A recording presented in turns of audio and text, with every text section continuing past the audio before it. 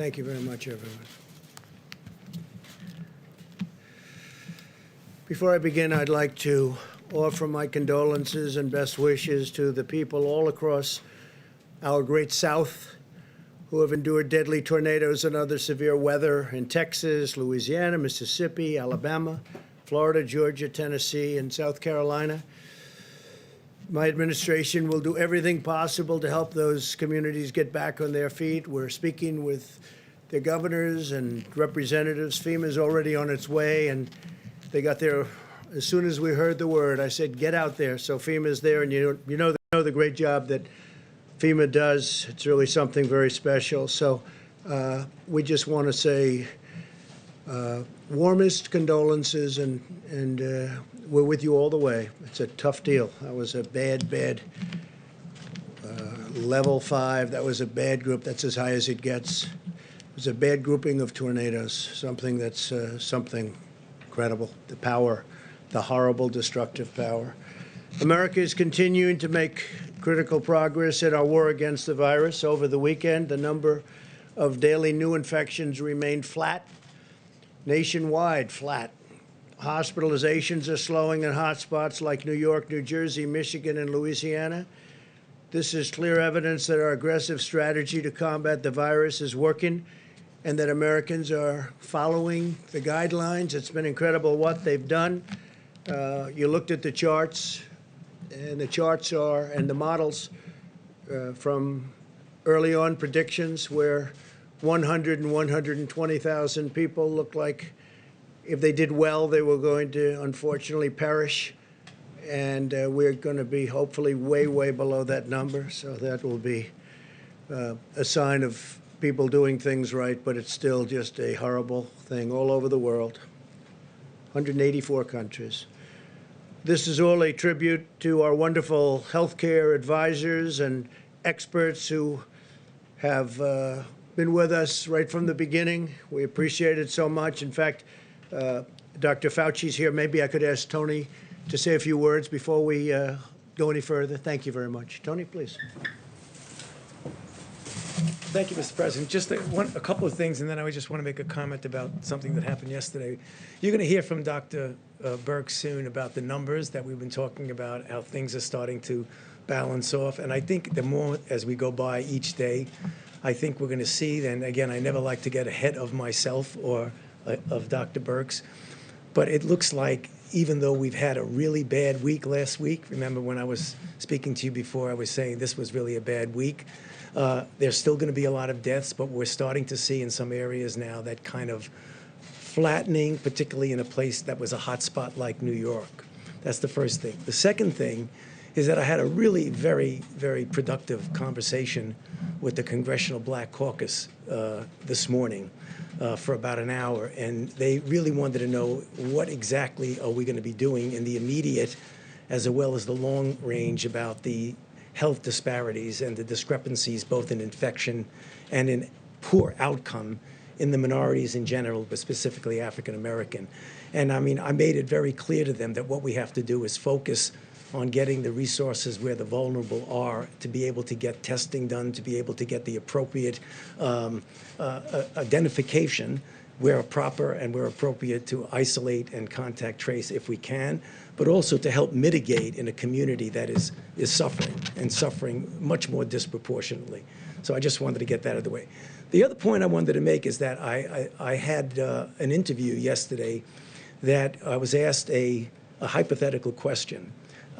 And hypothetical questions sometimes can get you into some difficulty because it's what would have or could have. The nature of the hypothetical question was if, in fact, we had mitigated earlier, could lives have been saved? And the answer to my question was, as I always do, and I'm doing right now, perfectly honestly, say, yes. I mean, obviously, if mitigation helps, I've been up here many times telling you that mitigation works. So if mitigation works, and you instigate it and you initiate it earlier, you will probably have saved more lives. If you initiated it later, you probably would have lost more lives. You initiated at a certain time. That was taken as a way that maybe somehow something was at fault here.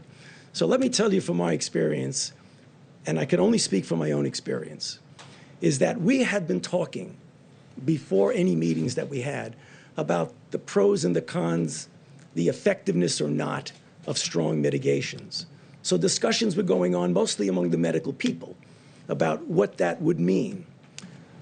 The first and only time that Dr. Birx and I went in and formally made a recommendation to the president to actually have a, quote, shutdown in the sense of not really shutdown, but to really have strong mitigation. We discussed it. Obviously, there would be concern by some that, in fact, that might have some negative consequences. Nonetheless, the president listened to the recommendation and went to the mitigation. The next second time that I went with Dr. Birx into the president and said, 15 days are not enough. We need to go 30 days. Obviously, there were people who had a problem with that because of the potential secondary effects. Nonetheless, at that time, the president went with the health recommendations, and we extended it another 30 days. So I can only tell you what I know and what my recommendations were. But clearly, as happens all the time, there were interpretations of that response to a hypothetical question that I just thought it would be very nice for me to clarify because I didn't have the chance to clarify. Thank you. The date on that. Excuse me? The date. You know, to be honest with you, I don't even remember what the date was. But I can just tell you the first and only time that I went in and said we should do mitigation strongly, the response was, yes, we'll do it. And what did he do? Is that the travel restrictions? No, the travel restriction is separate. That was whether or not we wanted to go into a mitigation stage of 15 days of mitigation. The travel was another recommendation when we went in and said we probably should be doing that, and the answer was yes. And then another time was we should do it with Europe, and the answer was yes. And the next time we should do it with the UK, and the answer was yes. In this interview, you said there was pushback. Yeah. Where did that pushback come No, from? it wasn't, and that was the wrong choice of words. You know what it was? When people discuss, not necessarily in front of the president, when people discuss, they say, well, you know, this is going to have maybe a harmful effect on this or on that. So it was a poor choice of words. There wasn't anybody saying, no, you shouldn't do that. Are you doing this voluntarily, or did No, the president I'm doing it. advise Everything I do is voluntarily. Please, don't even imply that. So, Mr. President, the question By the is... way, the travel ban, that was earlier. The travel ban was done earlier. And if you look at statistics, I happen to write a couple of them down. If you look at statistics, so on January 6th, that's long before the dates you're talking about, there were, CDC issued a travel notice for Wuhan, China, a notice, before there was even a confirmed case of the virus in the United States. That's on January 6th. This is all documented because we have so much fake news. I like to document things. January 6th, long before the dates we're talking about, CDC issued travel notice to Wuhan, for Wuhan. On January 11th, we have 0 cases in the United States, 0. We don't have any cases. So there are no cases reported that we know of. This is January 11th. The CDC issued a level 1 travel notice for health, while there were still no confirmed cases. So we had 0 cases. People want me to act. I'm supposed to close down the economy, the greatest economy in the history of the world, and we don't have 1 case confirmed in the United States. That's January 11th. On January 17th, the CDC began implementing public health entry screenings at 3 major U.S. airports that received the greatest volume of passengers from Wuhan at my instructions. There was not a single case of the coronavirus in the United States. So on January 17th, there wasn't a case, and the fake news is saying, oh, he didn't act fast enough. Well, you remember what happened. Because when I did act, I was criticized by Nancy Pelosi, by Sleepy Joe Biden. I was criticized by everybody. In fact, I was called xenophobic. I was asking Biden to please define that for me. I was called other things by Democrats and some others, not too many others, actually. So that, by the media, definitely. Now, on January 21st, this is long before the time we're talking, because when Tony's talking, I believe he's talking about the end of February. On January 21st, okay, still early, there was 1 case of the virus. At that time, we called it the Wuhan virus, right? Wuhan. There was one case in the whole United States. We had one case. This is all documented. It all comes from you. A lot of it comes from you people. On January 21st, the CDC activated an emergency operations center. There was just one case, one person. That's why that ad was such a phony. There was one person in the United States. You know, they use the ad, there's only one person. That statement was made at that time. One case in the whole United States, one case. I'm supposed to shut down the government, the biggest economy in the history of the world. Shut it down. We have one case. 7 cases were on January 31st. Now, on January 21st, there was a case. Not one person had died. You heard that, Steve, right? Not one person. So we have this massive country, the United States of America. We have the greatest economy in the world, bigger than China's by a lot, right? Because of what we've done over the last 3.5 years, prior to the virus, but including the virus. So we have the biggest economy, the greatest economy we've ever had, the highest employment numbers, the best employment numbers, best unemployment numbers also, the best of everything. So on January 31st, think of it, not one person has died, not one. Nobody died, not one, John. I don't think you'll find any. This is reported by CDC, confirmed by the news, which doesn't mean anything to me because they don't tell the truth. But CDC reported, January 31st, not one person has died, and I issued a travel restriction from China. Think of it. So nobody died, and I issued. You can't get earlier than that. So we have nobody died, and I said, China, you can't come in. I'm sorry. Because I saw what was going on. It wasn't so much what I was told. It was that I saw what was going on, and I didn't like it. But I didn't speak to Tony about it, didn't speak to very many people about it. I didn't like it. So what did I do? Ready? January 31st, in the United States, not one person had died because of again, the Wuhan virus. So I issued travel restrictions on that date, even though nobody died, and I got brutalized over it by the press because I was way too early. I shouldn't have done it. Brutalized by the press. But, you know, sort of I've been brutalized for the last 4 years. I used to do well before I decided to run for politics. But I guess I'm doing okay because, to the best of my knowledge, I'm the President of the United States, despite the things that are said. So then, first mandatory quarantine in more than 50 years we did. First mandatory in 50 years. The same restrictions that the Democrats and the media called xenophobic. Now, Joe Biden said he's a racist. Called me a racist because I said, we're shutting down entry from China. We're shutting it down. He called me xenophobic, and he called me a racist and other things. Since then, on a Friday night 2 weeks ago, Joe Biden issued a statement. It wasn't him. He didn't write it. I'm sure he doesn't even know that it was issued. But the people from his campaign, who are smart, people that write these little PR releases are pretty smart, reasonably good, not the best, but they're not bad. But they issued a statement saying that Joe Biden agrees that that President Trump was right to close it down to China. Now, he did that. Now, he issued it on a Friday night. We've all heard about that, John, Friday nights, right? In fact, his was later Friday night than I ever released mine on Friday nights, okay? So he did it pretty late. I mean, you know, like at 11 o'clock in the evening or something. You know, it's pretty late. Anyway, so Joe Biden issued, and it's one of those things. But in February, Nancy Pelosi said we should come to Chinatown. This is late February. Come to Chinatown. We think it's very safe. Come here. Let's all have the big parade, Chinatown parade, probably referring to San Francisco. And that's it. But I took this action early. And so the story in the New York Times was a total fake. It's a fake newspaper, and they write fake stories. And someday, hopefully in 5 years when I'm not here, those papers are all going out of business because nobody's going to want to read them. But now they like them because they write about me. Now, with that, I have a couple of interesting, we have a few clips that we're just going to put up. We could turn the lights a little bit lower. I think you'll find them interesting. And then we'll answer some questions. I'll ask you some questions because you're so guilty, but forget it. But most importantly, we're going to get back onto the reason we're here, which is the success we're having. Okay? Please, you could put it on. Thank you.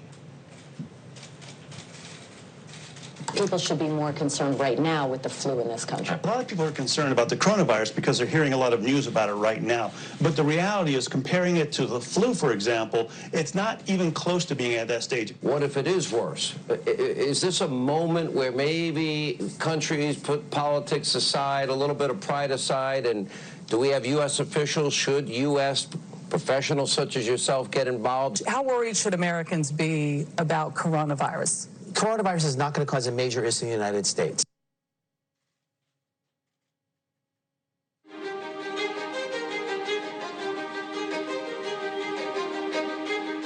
Well, we've asked them to accelerate whatever they're doing in terms of a vaccine. We will be suspending all travel from Europe to the United States for the next 30 days. To unleash the full power of the federal government in this effort today, I am officially declaring a national emergency. Medicare patients can now visit any doctor by phone or video conference at no additional cost. The first 1 million masks will be available immediately. As there were more cases, and it was clear that it was spreading out of China, where it originated, the president took this move that he was widely criticized for by Democrats and even some Republicans at the time, which was he halted a number of flights from China into the U.S. The idea was to halt the spread of the disease, keep transmissions to a minimum. He was accused of xenophobia. He was accused of making a racist move. At the end of the day, it was probably effective because it did actually take a pretty aggressive measure against the spread of the virus.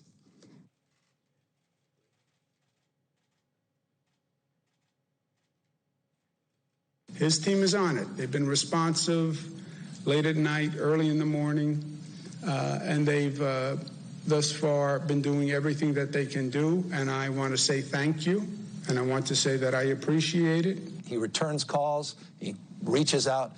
He's been proactive. We got that Mercy ship down here in Los Angeles. That was directly because he sent it down here. 2,000 medical units came to the state of California, these FMS, these field medical stations, and that's been very, very helpful. The president has been outstanding through all this. The vice president's been outstanding. Members of the coronavirus task force, very responsive. We had asked if we could have, New Jersey could have access to a piece of the beds that are on the USNS Comfort, and the president came back, called me a short few minutes before I walked in here to say indeed they would grant that to New Jersey. So that's a big step for us in addition to all the other capacity. That news is literally hot off the press, and I thank the president and vice president who are on the call together. President Trump approved Arizona's request for a presidential major disaster declaration. I want to thank the president for a quick turnaround. We requested this on a Wednesday, and we had approval by Saturday morning. And we are grateful to the administration for their continued support and responsiveness. Well, first of all, I want to thank the president and the vice president for doing a really good job of communicating with all the governors. So we could give you hundreds of clips like that from governors, including Democratic, or Democrat as I call them, governors, which is actually the correct term. We could give you hundreds of clips just like that. We have them.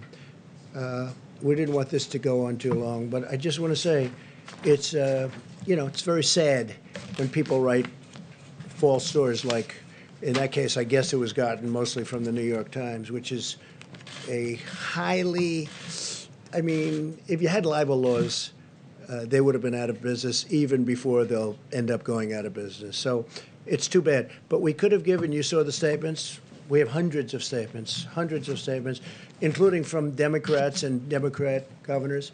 And if you look, they were all saying, we need ventilators, we need, you don't hear ventilators anymore. They have all the ventilators they need, which we were right about. We said, you're asking for too many, you don't need that. And in all fairness, these two people right here, Dr. Birx, Dr. Fauci, they said, I don't think they need that many ventilators. I said, I agree. at one point, and I'm not knocking New York for this, but they were asking, you remember, 40,000 ventilators. And that's more than they have all over the country. And we got them a lot of ventilators, and nobody's complained. We got them, as you know, beautiful. We built hospital rooms all over the country. The governor of Louisiana, John Bel Edwards, was very nice. He said, you know what, you don't have to build a second hospital. Because good news is happening. They're not able to fill the beds. They needed 2 hospitals. We built one. It was perfect. We're just starting the other. I called him up. I said, do you think we should build the second one? I don't think you're going to need it. He said, let me get back. He got back. We didn't need it. With Governor Cuomo, in all good spirit and faith, he wanted to have the Jacob Javits Center done. And we built 2,900 incredible beds, incredible. Then we made it COVID, or to be exactly accurate, COVID-19, and which was a lot of work. We had to change the ductwork. We had to seal up certain areas. We had to put areas of rooftop things over the beds. We did a lot of work, and we had it, but they never really had too much use for it. And they called also, Mayor de Blasio, rightfully, he called, he said, would it be possible to get more medical help? So now not only are we building facilities, they're asking us for help because they're unable to man it. And we got him the help. We got Mayor de Blasio a lot of help. Then when the Javits Center wasn't used much, and then, as you know, the Mercy, we took the Mercy and we took the Comfort, and we made them both Los Angeles and New York. We made them COVID adaptable, which was not easy to do. And we didn't get almost any people sent there. They didn't need them at the beginning because they didn't need it for anything but this, because there were fewer accidents, fewer motorcycles, fewer everything. And what we did was like an incredible job, but they didn't need them. It turned out they were there. We were ready. You know the expression, they have an expression, ready, willing, and able. We were ready, willing, and able. What the Army Corps of Engineers did was a miracle. What FEMA did was a miracle. What the doctors did. So I got a call 2 days ago from the mayor of New York. He said, could you help us even more with medical personnel? And we sent, I think it was 448 doctors, nurses, and respiratory experts, real experts. And I got a call from the mayor, and he said, I want to tell you, incredible, these people are incredible. He said they lifted the spirits of the hospital workers from New York City like nothing I've ever seen. He was unbelievable what he said, was really appreciated, and I let them know that. I let the military people. He said they went in there so brave, so incredible. They lifted the spirits of everybody. We did all of this work, but when you read the phony stories, nobody acknowledges this. And it doesn't have to be acknowledged from my standpoint, but it does have to be acknowledged from the great work that these doctors, nurses, the Army Corps of Engineers, FEMA, all these people, they've done this incredible job. And they shouldn't be abused, because you take a look at what's happened. Nobody's asking for ventilators, except outside of our country. Outside of our country, they're calling me, every country, they're calling me, so many countries, and I'm going to try and help them because we have thousands of ventilators being built. But nobody's asking for ventilators. Nobody's asking for beds because we built hospitals. I think we built 20,000 beds in a period of a couple of weeks. The job they've done is incredible. With all of that being said, I'm getting along very well with the governors. And if I wouldn't, Mike Pence had a call today with the governors, and it was like a 10. I said, how was it? He said, it's a 10. He used one of my expressions, actually. But he said it was like a 10. And I'm sure you people were probably on the call, although you weren't supposed to be. But you were sitting in somebody's office listening to it, because every time we have these, and you would know that for weeks those calls have been very good. But there wasn't a raised voice. There wasn't even a statement of, like, we think you should do this or that. I heard it was like just a perfect phone call. It might not be reported that way. They'll say, I thought that somebody maybe slightly raised, didn't even raise a voice. My only point of saying this, because I want to get back to why we're here. The press has not treated these incredible people who've done such a great job. They haven't treated them fairly. They're way off. We were way ahead of schedule. And remember this, because the Times story was a fake, but remember this, everything we did, I was criticized because I was too early. If I waited longer, it would have been you would have been criticized. If I went way earlier, if I went 3 months earlier, I would have been criticized for being way too early. So with all of that being said, we understand it. I think I've educated a lot of people as to the press. And I would love to be able to say that we have a very honest press. Honestly, John, there'd be nothing I would be more proud of if the press would work. And I don't mind being criticized, but not when they're wrong. Not when people have done a great job. Yes? Can I ask you about the video? Because I've never seen a video like that played in this room. It looks a bit like a campaign ad. Who produced that video for you? That was done by a group in the office, and it was done we just put some clips together. I could give you, I'll bet you I have over 100 more clips, even better than them. They were just pieced together over the last 2 hours. That was just, we have far better than that. That's nothing compared to some of them. This was produced here in the White House. Yeah, this was done by Dan and a group of people, and they just put it together in a period of probably less than 2 hours. Why did you feel a need to do that? Because we're getting fake news, and I like to have it corrected. They're saying what a great job we're doing, and the media, these are the governors of California, governor of New Jersey, governor of New York. Look, in New York, we work very close with Andrew. In New York, ventilators were going to be a problem. They didn't have a problem. We got them tremendous numbers of thousands, but we got them tremendous number of ventilators. You don't hear ventilators are a problem. Beds were going to be a problem. I mean, I'm happy about it. The Javits Center, which is incredible, is almost empty because they don't need them. That's good news, not bad news. I'm not saying, gee, I wish more people were there. I don't want more people there. We brought in the boat. We brought in the Comfort. And the Comfort was originally not supposed to be for this at all. The coronavirus, not supposed to be for that at all. They called, they said, could we have it? That was a number of weeks ago. We said, we don't think you need it, but if you need it, we'll do it. Then they said, could you get the medical personnel to run the Javits Center? Could you get the medical personnel to run the ship? We said, if it's necessary, we will, and we did. There were military personnel. That's the ones that Mayor de Blasio was so great to in terms of his statements. I mean, I really appreciated his statements. He was so impressed with them, and I am too. The level of genius and bravery, they're great people, the military people. And we pieced that together. I would say it took less than 2 hours. It was done in-house, Steve. But just to be clear, this was produced by government employees, by people here at the White House, this campaign-style video. I wouldn't use the word produced. All they did was took some clips, and they just ran them for you. And the reason they did is to keep you honest. Now, I don't think that's going to work. It's not going to have any impact. But just think of it. You heard the clips. You heard what I said. They said, I acted late on closing down the country. Some people wish we never closed it down. Now, if we didn't, we would have lost hundreds of thousands of people. You know, interestingly, so I'm against it. We did the right thing. Everything we did was right. If we would have closed down... mistakes along the way here? You think everything you did was right? Well, look, governors should have had ventilators. They chose not to have them. We were able to get them ventilators. You haven't heard, other than... there was a lot of panic, a lot of screaming. We want ventilators. They got the ventilators. You don't have that anymore. And the surge is supposed to be coming now. And if they do need ventilators, John, we've got almost 10,000 that are ready to rock. We have people standing with those ventilators right now.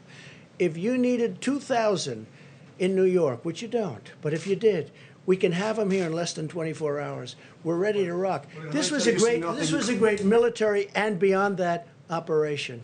Let's get back to the regular. Well, shouldn't we get back to the regular? We could talk about this, but all I'm doing is this. I could have given you, like those are 4 or 5 clips that we just played for you. I could have given you hundreds of people. I mean, Gavin was on television 2 days ago with one of your competitors singing prayer. He says, look, the question was asked in a negative way. He said, look, I know what you want me to say, but he's been really good.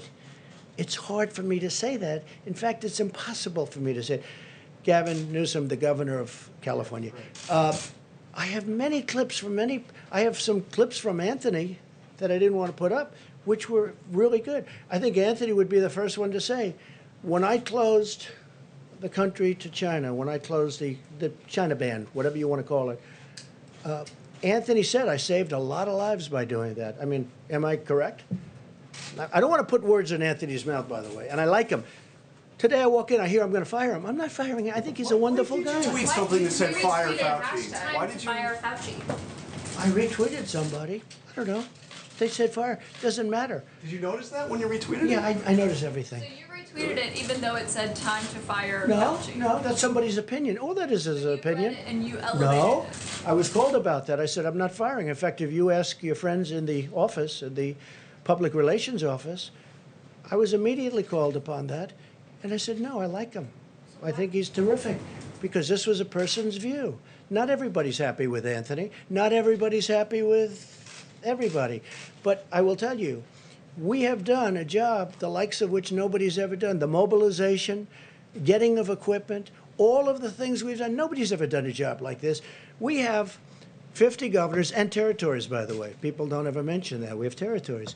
We have 50 governors and territories, and many of those governors are Democrats, and they can't find anything to complain about.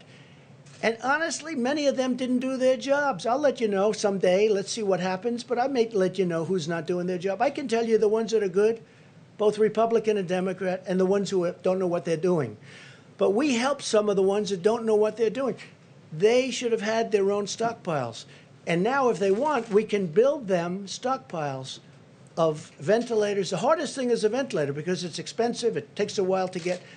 We got them, and nobody believed we did. Now, many of the governors were asking for far too many. And we said they were asking for far too many. We talked, and we said, you said very strongly that they just don't need that many. You said they don't need that many beds, Deborah. So that's it. Steve, go ahead. You and Dr. Fauci are on the same page. Yeah, we have been from the beginning. I don't know what it is exactly, but if I put somebody's opinion up, I don't mind controversy. I think controversy is a good thing, not a bad thing. But I want it to be honest controversy. Now, when I got a call not very quickly, and nobody, saw that as being any big deal. They said, how are you doing with Dr. Fauci? I said, I'm doing great. And I didn't talk to Dr. Fauci even until we just got here. Dr. Fauci asked one of the people if he could get up and speak. And he did. So he said that And the they question- totally misinterpreted him. I saw what they did. Can I ask you, he said the question was hypothetical, but what he was just acknowledging is that lives would have been saved if the mitigation practices were put into place earlier. That seems obvious. Do you not agree with that? Here's the thing. Now, what he really is saying, though, but how could you have done it? Look, I just went over stats with you, right here. How do you close it up? You have no deaths and no cases on January 11th. Doctor, would you recommend closing the United States of America? Oh, this must be terrible. How many cases do we have? None. How many deaths do we have? None. January 17th, go back another week. On January 17th, this is 10 days before I did a little bit less than 10 days, before I did the ban. I did a ban on China. You think that was easy? I then did a ban on Europe. And a lot of people said that was an incredible thing to do because you look at Spain. And by the way, we're doing very well because when you look at all of those flat graphs and you add it all up, the United States is very low. And per capita, we're very low. We're doing very well. But how do you close up the United States of America?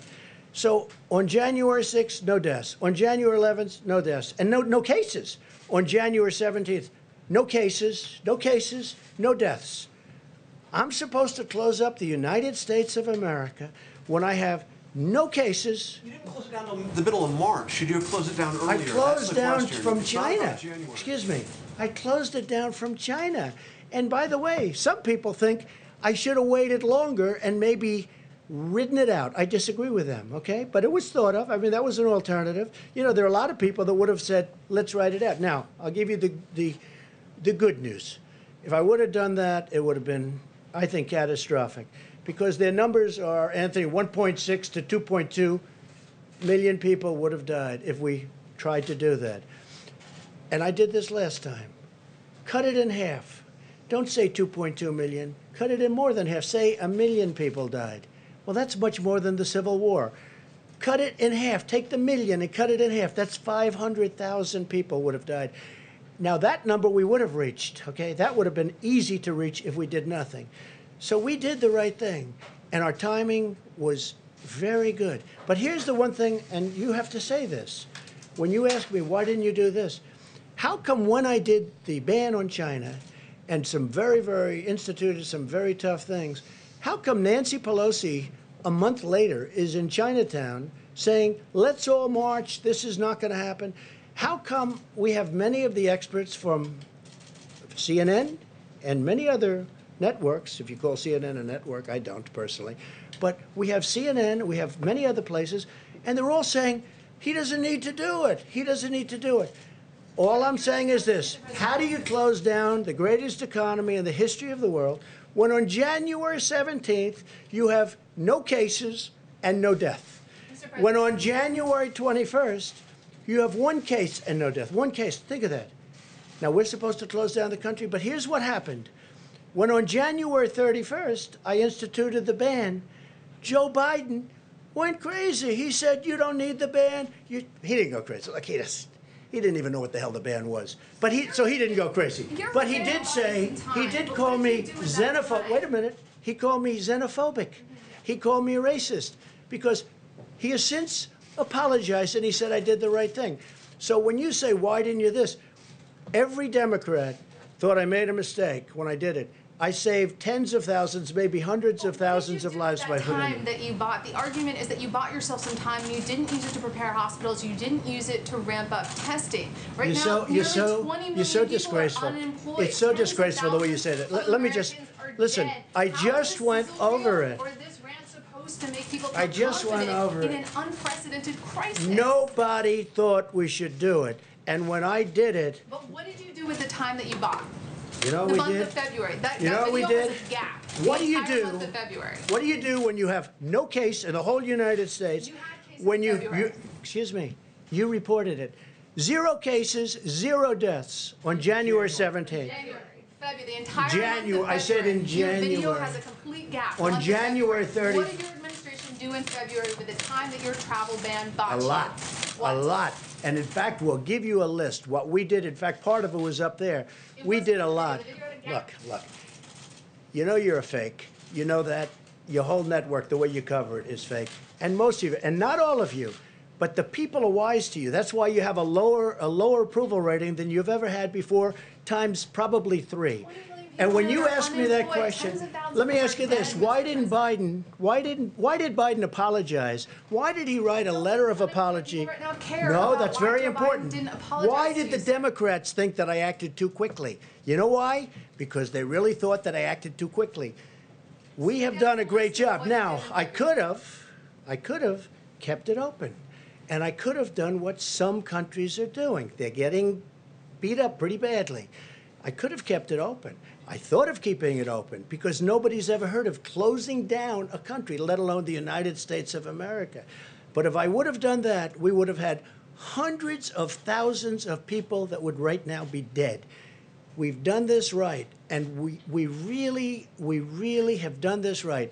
The problem is the press doesn't cover it the way it should be. Go ahead. One more question, Steve. Go ahead. There's a debate over what authority you have to order the country reopened. What authority do you have? Well, I have the ultimate authority, but we're going to get into that in a minute. We're going to just finish this up. We're going to tell you about other things that we've done right. But I will say this. Had we said, let's just keep going and let's not do a closing, whether it's 2.2 that they at one point predicted as an outside or 1.6 at a lower number, you cut it all the way down to 6 or 7 or 800,000, take just a fraction of the number that could have happened, it literally would have been more than the Civil War. It would have been a disaster. So the minimum number was 100,000, and I feel pretty good that we're going to be substantially below, Anthony, the 100,000, and I hope we will. All right, so today, the Department of Health and Human Services is announcing 5 new contracts to procure large numbers of additional ventilators under the Defense Production Act, which we used a lot, by the way, which you didn't like to talk about, in addition to the 1,300 we received today. We received today 1,300 additional ventilators. Now, we're probably not going to need them, but we can add that to our stockpile, which is very big, and we can move it around should the surge take place and should it be a very substantial surge. We're ready to rock. The contracts are with General Electric, Hillrom, Medtronic, ResMed, and Vyaire, combined with the DPA contracts that we announced last week with General Motors and Philips, and 2 other contracts with Hamilton and Zoll. We're adding 6,190 ventilators to the strategic national stockpile, of which we have a lot already, thousands, close to 10,000. But this will be added by May 8th, another 29,000 by the end of May. and more than 120,000 total we will have by the end of the year. Now, we're going to help other countries. We're going to help states if they need it. We may help some states stockpile. You know, they're supposed to buy their own stockpile. They have state stockpiles. They're supposed to be using that. And unfortunately, most of the states weren't there. And a lot of people didn't want to talk about it, but they weren't there. We will talk about it at the right time if you want to. I at this point, I'm more focused on getting past this nightmare of a epidemic or a pandemic, anything you want to call it. We got to get past it. No one who has needed a ventilator has not gotten a ventilator. Think of that. You know, you heard all about ventilators, ventilators. We need ventilators because they didn't have them, because the state should have had them. No one who has needed a ventilator has not gotten a ventilator. No one who has needed a hospital bed has been denied a hospital bed. That's not even really our responsibility. Now, if we can help, we're going to do it. But that's where the Army Corps of Engineers did such a great job. We built over 20,000 beds. In fact, we built thousands more than we've actually needed to be safe. We wanted to be safe, and they rose to this incredible occasion. I mean, we built more beds than we thought. We thought in Louisiana we were going heavy. And again, when I called the governor, I said, maybe we shouldn't build that second hospital because we don't want to build it if you don't need it. He called back. He said, I don't think we're going to need it. They had 1,000 rooms, 1,000 beds, and they used a lot of them, but they didn't need the other one, so we stopped it because we don't want to waste. But we're prepared to build thousands more should we need it. I don't think we're going to need it because it looks like we're plateauing and maybe even in many cases coming down. In addition, we've ordered a total of 60 mobile contamination systems. So the decontamination system from Bethel in Ohio is an incredible thing because it takes the masks, and up to 20 times you can decontaminate a mask. And I've been asking from the beginning, why can't we sterilize and sanitize these masks? And it turned out we can. And there was a great company in Ohio. They sent us some great equipment, and they're doing that now. And now we're going to have more than 33 million N95 masks per week. Will be cleaned, decontaminated, and it'll be great. It's something that, frankly, I think people should have thought of a long time ago. 5 more flights landed today as part of the Project Airbridge, our massive airlift operation to bring personal protective equipment into the United States, which has now delivered nearly 500,000 N95 masks, 370 million gloves, 25 million surgical masks, and 4.9 million gowns. So we have millions of gowns, gloves, masks, all surgical equipment coming in should the states need it.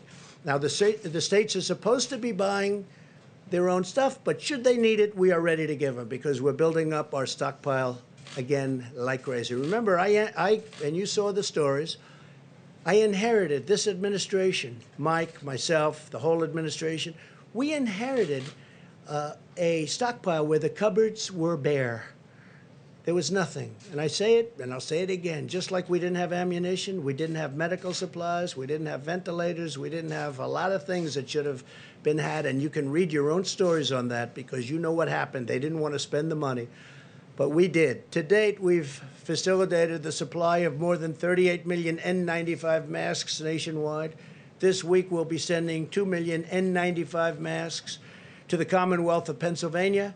The Vice President will go into more detail. He's got great detail on that, and I think it's a pretty amazing story. We have a lot of masks already in stock, and we have more coming. We're further expanding hospital surge capacity in key areas of the opening, and we have a portion of certain VA hospitals and non-veteran coronavirus patients, including at the East Orange, New Jersey Medical Center, as well as facilities in Manhattan and Brooklyn. They're ready, they're able, they're beautiful. Hopefully we won't need too many of them because, frankly, we built everything that the governors wanted, and in many cases it's too much. We told them it was too much, but we wanted to err on the side of caution. The United States has now conducted nearly 3 million tests for the virus. 3 million, the most of any nation. We are performing approximately 115,000 tests every single day, and our rate of testing is especially high in areas hardest hit by the virus. If you look, and that's really, and it's hit some areas, the virus very, very hard. For example, per capita testing in New York is higher than the rest of the world. The NIH, CDC, and FDA are also currently validating several antibody tests that will allow us to determine whether someone has already had the virus and potentially become immune to infection. We're looking at that. The antibody tests are going to be very interesting over the next short while. A lot of things are being developed as we speak. In the race to develop effective treatments, the drug company Gilead announced that its drug, remdesivir, has shown promising results, very promising, in compassionate use settings. In addition, the FDA has just granted emergency use authorization for a device that removes certain proteins from the bloodstream, possibly preventing a patient's immune system from overreacting to the virus and damaging vital organs, which is a big problem. Furthermore, over the last 7 days, my administration has deployed roughly 28 million doses of hydroxychloroquine from our national stockpile. We have millions of doses that we bought, and many people are using it all over the country. And just recently, a friend of mine told me he got better because of the use of that drug. So who knows? And you combine it with Z-Pak, you combine it with zinc, depending on your doctor's recommendation, and it's having some very good results, I'll tell you. Think if anybody recommended it other than me, it would be used all over the place, to be honest with you. I think the fact that I recommended it, I probably set it back a lot. But it's a lot of good things are happening with it, a lot of good tests. Scientists are also pursuing a blood therapy known as convalescent plasma. Convalescent plasma. This therapy uses antibodies from the blood of recovered patients to treat those who are sick. And this is something that actually is a very old procedure, but it's done in a very modern way. During this difficult time, we're also working to ensure that the 2020 census is completed safely and accurately. We may be asking for an extension because obviously they can't be doing very much right now. They wouldn't even be allowed to do it. So the census, we're going to be asking for a delay, a major delay. I think, how can you possibly be knocking on doors for a long period of time now? The Census Bureau recently made the decision to temporarily suspend its field operation data collection activities to help stop the spread. In addition, while millions of Americans continue to complete their questionnaire online, the Census Bureau has asked Congress for a 120 extension. I don't know that you even have to ask them. This is called an act of God. This is called a situation that has to be, they have to give. And I think 120 days isn't nearly enough. My administration is also taking bold action to help American workers. On Friday, Americans began receiving the cash payments authorized by a historic $2 trillion relief bill. By the end of the week, nearly 80 million Americans will receive a total of $147 billion. And from what the Secretary of the Treasury tells me, that's very much on time and going very nicely. He'll be speaking in a moment. In payments, these payments go directly into the banks and the bank accounts of these people. Millions of additional payments will follow. The typical family of four will receive $3,400. That's for a family of four. That's something. Additionally, through our Paycheck Protection Program, which is a tremendous success, and they should extend it and increase it. This has been a tremendous success. So successful that the banks are taking a little bit longer to distribute the money, but it's going rapidly. We've now processed over $200 billion in loans to help small businesses retain their workers. Now we urgently need lawmakers to set aside the partisan agendas and to replenish this program with new funds, because it's really something that has been an incredible success. And they need more money to keep it going, to take care of these businesses and keep them open. I want to thank the many governors, health professionals, scientists, and business leaders for their incredible hard work and input over the past month, and even long beyond a month, Mike, I would say. You know, we've been working together with a lot of them for, it seems like, forever. I've been having many discussions with my team and top experts, and we're very close to completing a plan to open our country, hopefully even ahead of schedule. And that's so important. We will soon finalize new and very important guidelines to give governors the information they need to start safely opening their states. My administration's plan and corresponding guidelines will give the American people the confidence they need to begin returning to normal life. That's what we want. We want to have our country open. We want to return to normal life. Our country's going to be open, and it's going to be successfully opened. And we'll be explaining over a very short number of days exactly what is going to be. We've also, as you probably heard, developed a committee. We're actually calling it a number of committees with the most prominent people in the country, the most successful people in the various fields, and we'll be announcing them tomorrow. This weekend, the United States also helped facilitate an unprecedented agreement among the 23 nations of OPEC+. That's OPEC plus additional energy-producing nations, representing many of the world's largest oil-producing countries to stabilize oil markets. And we have, in fact, and I think you've seen a big stabilization over the last couple of days. Together, countries around the world will cut oil production by approximately 20 million barrels. People are saying 10 million, but we think that the number that they'll actually hit is going to be closer to 20 million barrels a day, and that will help a lot with saving jobs all over Texas and Oklahoma and North Dakota and many of other of our big energy states. This historic action will help nearly 11 million American workers who are supported by the U.S. oil and gas industry. It's a very monumental agreement. I want to thank Saudi Arabia and the King of Saudi Arabia, Crown Prince of Saudi Arabia, both. I want to thank President Putin of Russia, and I want to thank a very good friend of mine, man who's become a friend of mine. The President of Mexico showed great flexibility, President Lopez Obrador. He showed great flexibility and tremendous intelligence doing what he did. It was not that easy for him, and I want to thank Mexico and the President. This is a very historic deal, very historic, so we'll see how it all goes. In this time and challenge, and we are certainly in a time probably like we haven't been in many, many decades. We are strengthened and sustained by the bonds of love and loyalty that unite all Americans. I'm so proud of the American people.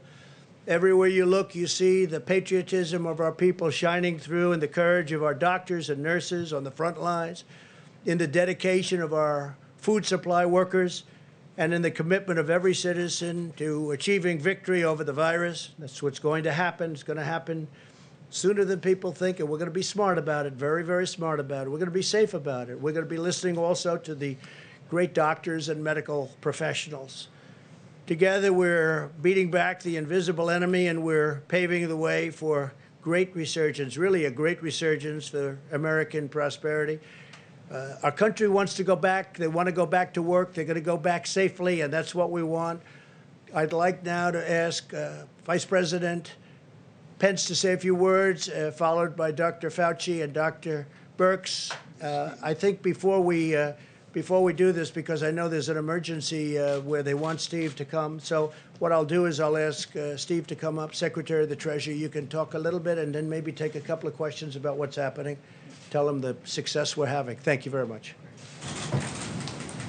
Thank you, Mr. President and Mr. Vice President. As you announced, we are very pleased that we are ahead of schedule on delivering the economic impact payments. These were what was known as the checks in the mail that we want to deliver in direct deposit. This is ahead of schedule. We started processing those last Friday. We expect that over 80 million hardworking Americans will get the direct deposit by this Wednesday. And we know how important that is to all of those hardworking Americans, many of which are at home not working at the moment. If you do not receive them by Wednesday, on Wednesday we will be launching at irs.gov. Click on irs.gov, go to Get Your Payment. If you filed a tax return in 2018 and 19 or 19, have that information available. You'll be able to ID yourself. You'll be able to put in your direct deposit information, and within several days, we will automatically deposit the money into your account. We want to do as much of this electronically as we can. It's very important in this day and age. It's more secure, and you don't have to go to the bank. If you are a Social Security beneficiary, you do not need to do anything. You will get a direct deposit. If you have not filed and did not need to file a 2018 and 19 return, you can go to irs.gov now and enter your information and authenticate yourself. So again, we are very pleased that that is ahead of schedule. I'd also like to announce the progress we're making on the new SBA program, the PPP. Let me just remind everybody, this is a brand new program that is now 1 week old. We have distributed and confirmed $230 billion of loans to over 4,600 lenders participating. That is multiples and multiples of anything that the SBA has ever done in 1 year before. And I especially want to thank the broad-based community banks that are participating. Again, over 4,600 banks. If you haven't had your loan processed, you will get it processed this week. As the president said, we've gone back to Congress and asked them for more money to make sure that every business has access to this. Let me also comment for the states. We are distributing out half the money this week to the states. That's a week ahead of time. And we'll deliver the other half of the money to the states next week. And then let me just finally comment, we've been working very closely with the Federal Reserve. Last week we announced expanded facilities and new facilities that total $2.3 trillion of liquidity. And in particular, I'd just like to highlight a Main Street lending facility that will be for companies between 1 worker and 10,000 people, so mid-sized businesses, and also a municipal facility for states and local governments to be able to access funds given the shortages that they have. So with that, I'm happy to answer any questions. Do you have any questions to Steve, please? Secretary of Immigration. Thank you, sir. Both Speaker Pelosi and Minority Leader Schumer have said that they're in negotiations with you right now on additional funding for these small business loans, that package. Leader McConnell, though, has said that nothing should be added to the package, that it should just be specific to small business loans. What is the opinion of your administration? Should there be some sort of horse trading here, or should it just be small business loans? Well, the president's view and the vice president's, in my view, is this was a bipartisan program. This SBA program, it wasn't a Republican program, it wasn't a Democrat program, it was a bipartisan program. We've committed to small businesses. We should top up that program now. I know the Democrats want to talk about more money for hospitals and states. Right now, we're just sending the money out to the hospitals and states. They haven't come close to using that money. And I know the president and vice president have said, once we get the SBA done, we can go into another funding bill. The president's talked about potentially adding infrastructure and other things. We think there is a likelihood we will need more money, and we will sit down and try to get a bipartisan bill. But this is important we deliver on small businesses. 50% of the people work for small businesses. Thank you, sir. What's the emergency that the president said you had to go for? The president said you had an emergency negotiation over this bill? Yeah, well, because we don't want to run out of money. We've used about $220 billion of the $350 billion. We don't want to run out of that money. We don't want to create panics that people won't get it. So that's why we want to top that up, and we've asked for another $250 billion for that program. And again, let me just remind you, every dollar we spend in this program, we save $1 of unemployment insurance. So even though we're asking for $250 billion, it really won't cost that much. Do you have concerns about lifting the guidelines too soon? I mean, what's the economic impact? I understand the economic argument for getting people back to work, obviously, but what's the economic risk of lifting them too early and seeing a spike in cases again? Well, of course, there's economic risks in both directions. We reviewed with the president today a very broad list of over 100 business people that are going to help advise the president on what needs to be done to reopen the economy. We want to make sure, and again, the combination of economic impact payments, small business payments, enhanced unemployment insurance, the president made very clear we want to make sure that hardworking Americans have liquidity while we wait to reopen the government. So do you believe the government should be reopened, or the country, excuse me, should be reopened on May 1? I've had discussions with the president. I know he's considering it, and I believe he's going to make a decision later in the week. Everything has to be safe. What is your advice to the president? My advice is as soon as it's ready to open and based upon the medical professionals, and again, we're working very closely with the president and outside business leaders to develop a plan. I just want to ask you, Mr. President, what you think, if you could sketch for us what reopening the economy looks like. Do you think it's going to be everything open, or do you think... We'll be doing that over the next 2 days, because we'll probably be making a statement about that and exactly what it looks like.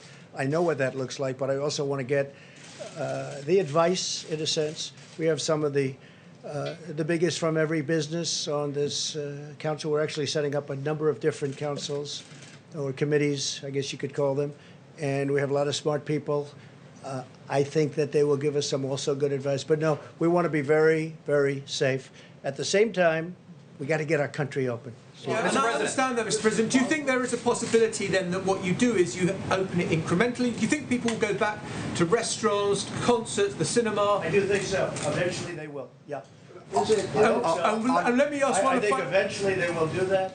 And I think we're going to, boom, I think it's going to go quickly. Our people want to get back to work, and I think there's a pent-up demand like there hasn't been in a long time. And that's why you see the stock market.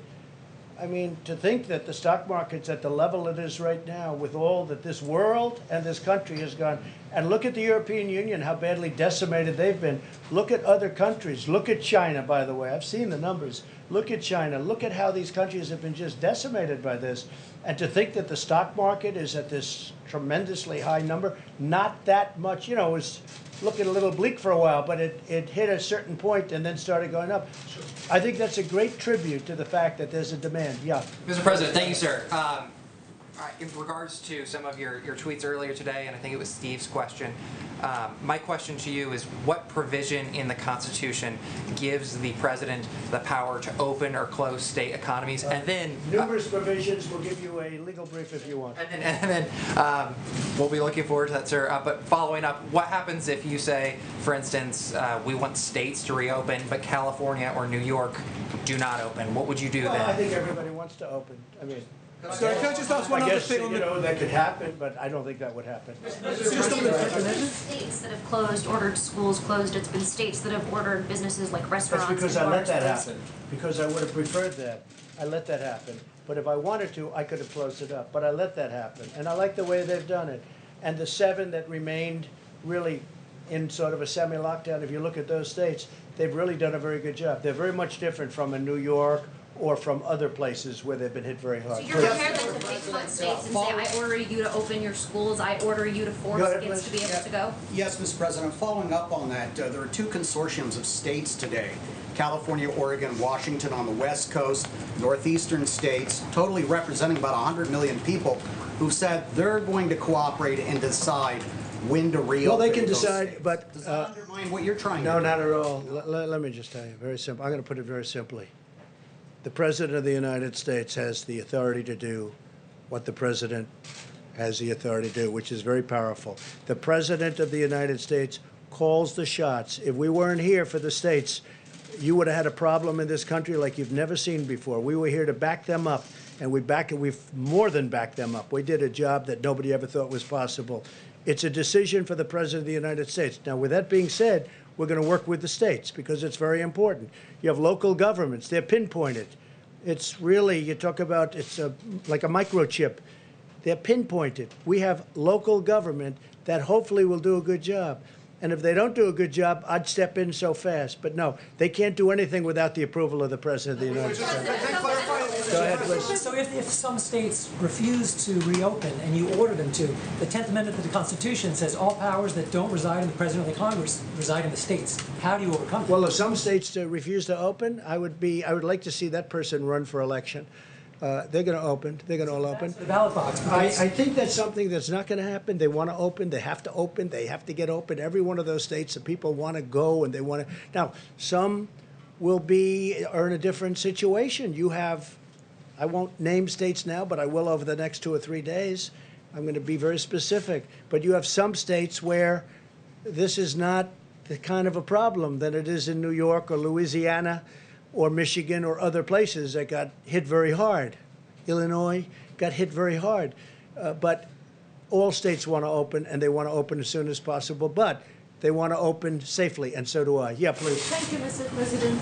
Today, the French President, Emmanuel Macron, said that he will keep the shutdown in France till the middle of May. Does that mean that the U.S. will keep the ban on France flights got hit from very Europe? hard. France got hit very hard, and again, he has to do what he has to do. He's a friend of mine. But France, Spain has just been decimated. You look at what's happened in Italy, it's a very well-known fact, what happened in Italy. No, they were hit very hard. Question for Secretary Mnuchin. Has everybody that you would like to have, the 100 business people on the Economic Council, have they all been invited already? Have they all agreed to They haven't been invited yet. We just reviewed the names with the president today. And are they from all sectors? Yes, Energy? basically there's verticals, so every single area of the economy we wanted to be represented. Great. One other thing, is there anything else needs to be done to work on industry, oil industry jobs, to save oil industry jobs after the deal this past weekend? Well, I think there's always things. So we're working with Larry Kudlow. I mean, we have economic plans for every single part of the economy. Obviously, in the case of the oil industry, they've been hit especially hard because you've had both the supply issue and you've had the demand issue. Have you figured out the bailout money for the airlines, what the allocations for the airlines? So I'm pleased to say we've worked very hard. I think, as you probably have seen, we put out a press release that we have now had discussions with almost all the airlines. I've personally had discussions with all the major airline CEOs. We specifically created an exception for small airlines that we could process very quickly, and I think you'll see very quickly decisions coming out. I'm very pleased with the discussions we've had. We've had very good Secretary? Yes. Do you foresee a need based for stimulus, or is this Steve, I just want to say we have had discussion. discussion. Wait, excuse me one second.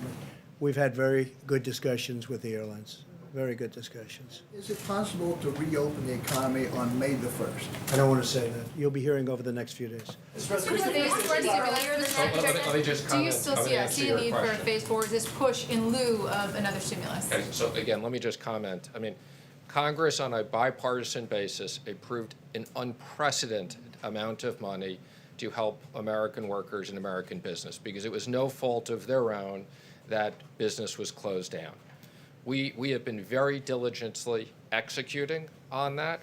You know, everybody said it was going to take months to get people money. We are executing very quickly. We created a whole new SBA program in a week. Our job right now is to execute the $2.3 billion, which we can add several $1 trillion with the Fed. The one area we are particularly concerned about is the small business program. Quite frankly, it's even more incredibly popular and successful than we anticipated. So the president wants to be very clear we have money for that. And once we get done with that, we will review with the president. If there is more money that needs to be to support this economy, to support hardworking Americans, we will work with Congress to get that And done. Steve, do you want to talk about phase 4? So phase 4, the president has talked about infrastructure for a long period of time. We've talked about, to the extent that the hospitals need more money because of the medical issues, we'll monitor that. We want to make sure there are incentives for restaurants, entertainment, people to get back to those types of things. So we'll be looking at very specifically provisions to stimulate parts of the economy. Some of them may be money issues, some of them may be regulatory issues. Mr. President, just to clarify your understanding of your authority vis-a-vis governors, just to be very specific. For instance, if a governor issued a stay-at-home order... When you say my authority, the president's authority, not mine, because it's not me. This is, when somebody's the president of the United States, the authority is total. And that's the way it's got to be. Your authority is total. It's total. It's total. Your authority And the is governors total. know that. So if a The governors know that. Now, you have a couple of bands of excuse me. You have a couple... Could you rescind that order? You have a couple of bands of Democrat governors, but they will agree to it. They will agree to it. But the authority of the President of the United States having to do with the subject we're talking about is total.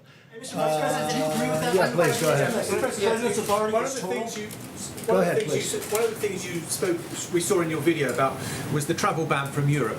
As part of reopening America, do you want to reopen the borders so that people from Europe, from the UK... At the right time. A very good question, actually. Well, I'm going to have to take a look. I wouldn't say Italy's doing great right now, and I wouldn't say Spain's doing great right now. And we just heard that France is extending its stay-inside order, right? They've extended it. I just see that, and I think for a short period of time. But no, when they're back, we want to do it very quickly, but we want to make sure everything's good. No, right now we have a very strong ban. We're going to keep it that way until they heal. Weeks, months, what would you... Well, I can't tell you that. I have to see how are they doing. I mean, France just went for another 2 days, for another 2 weeks. We have to see, John.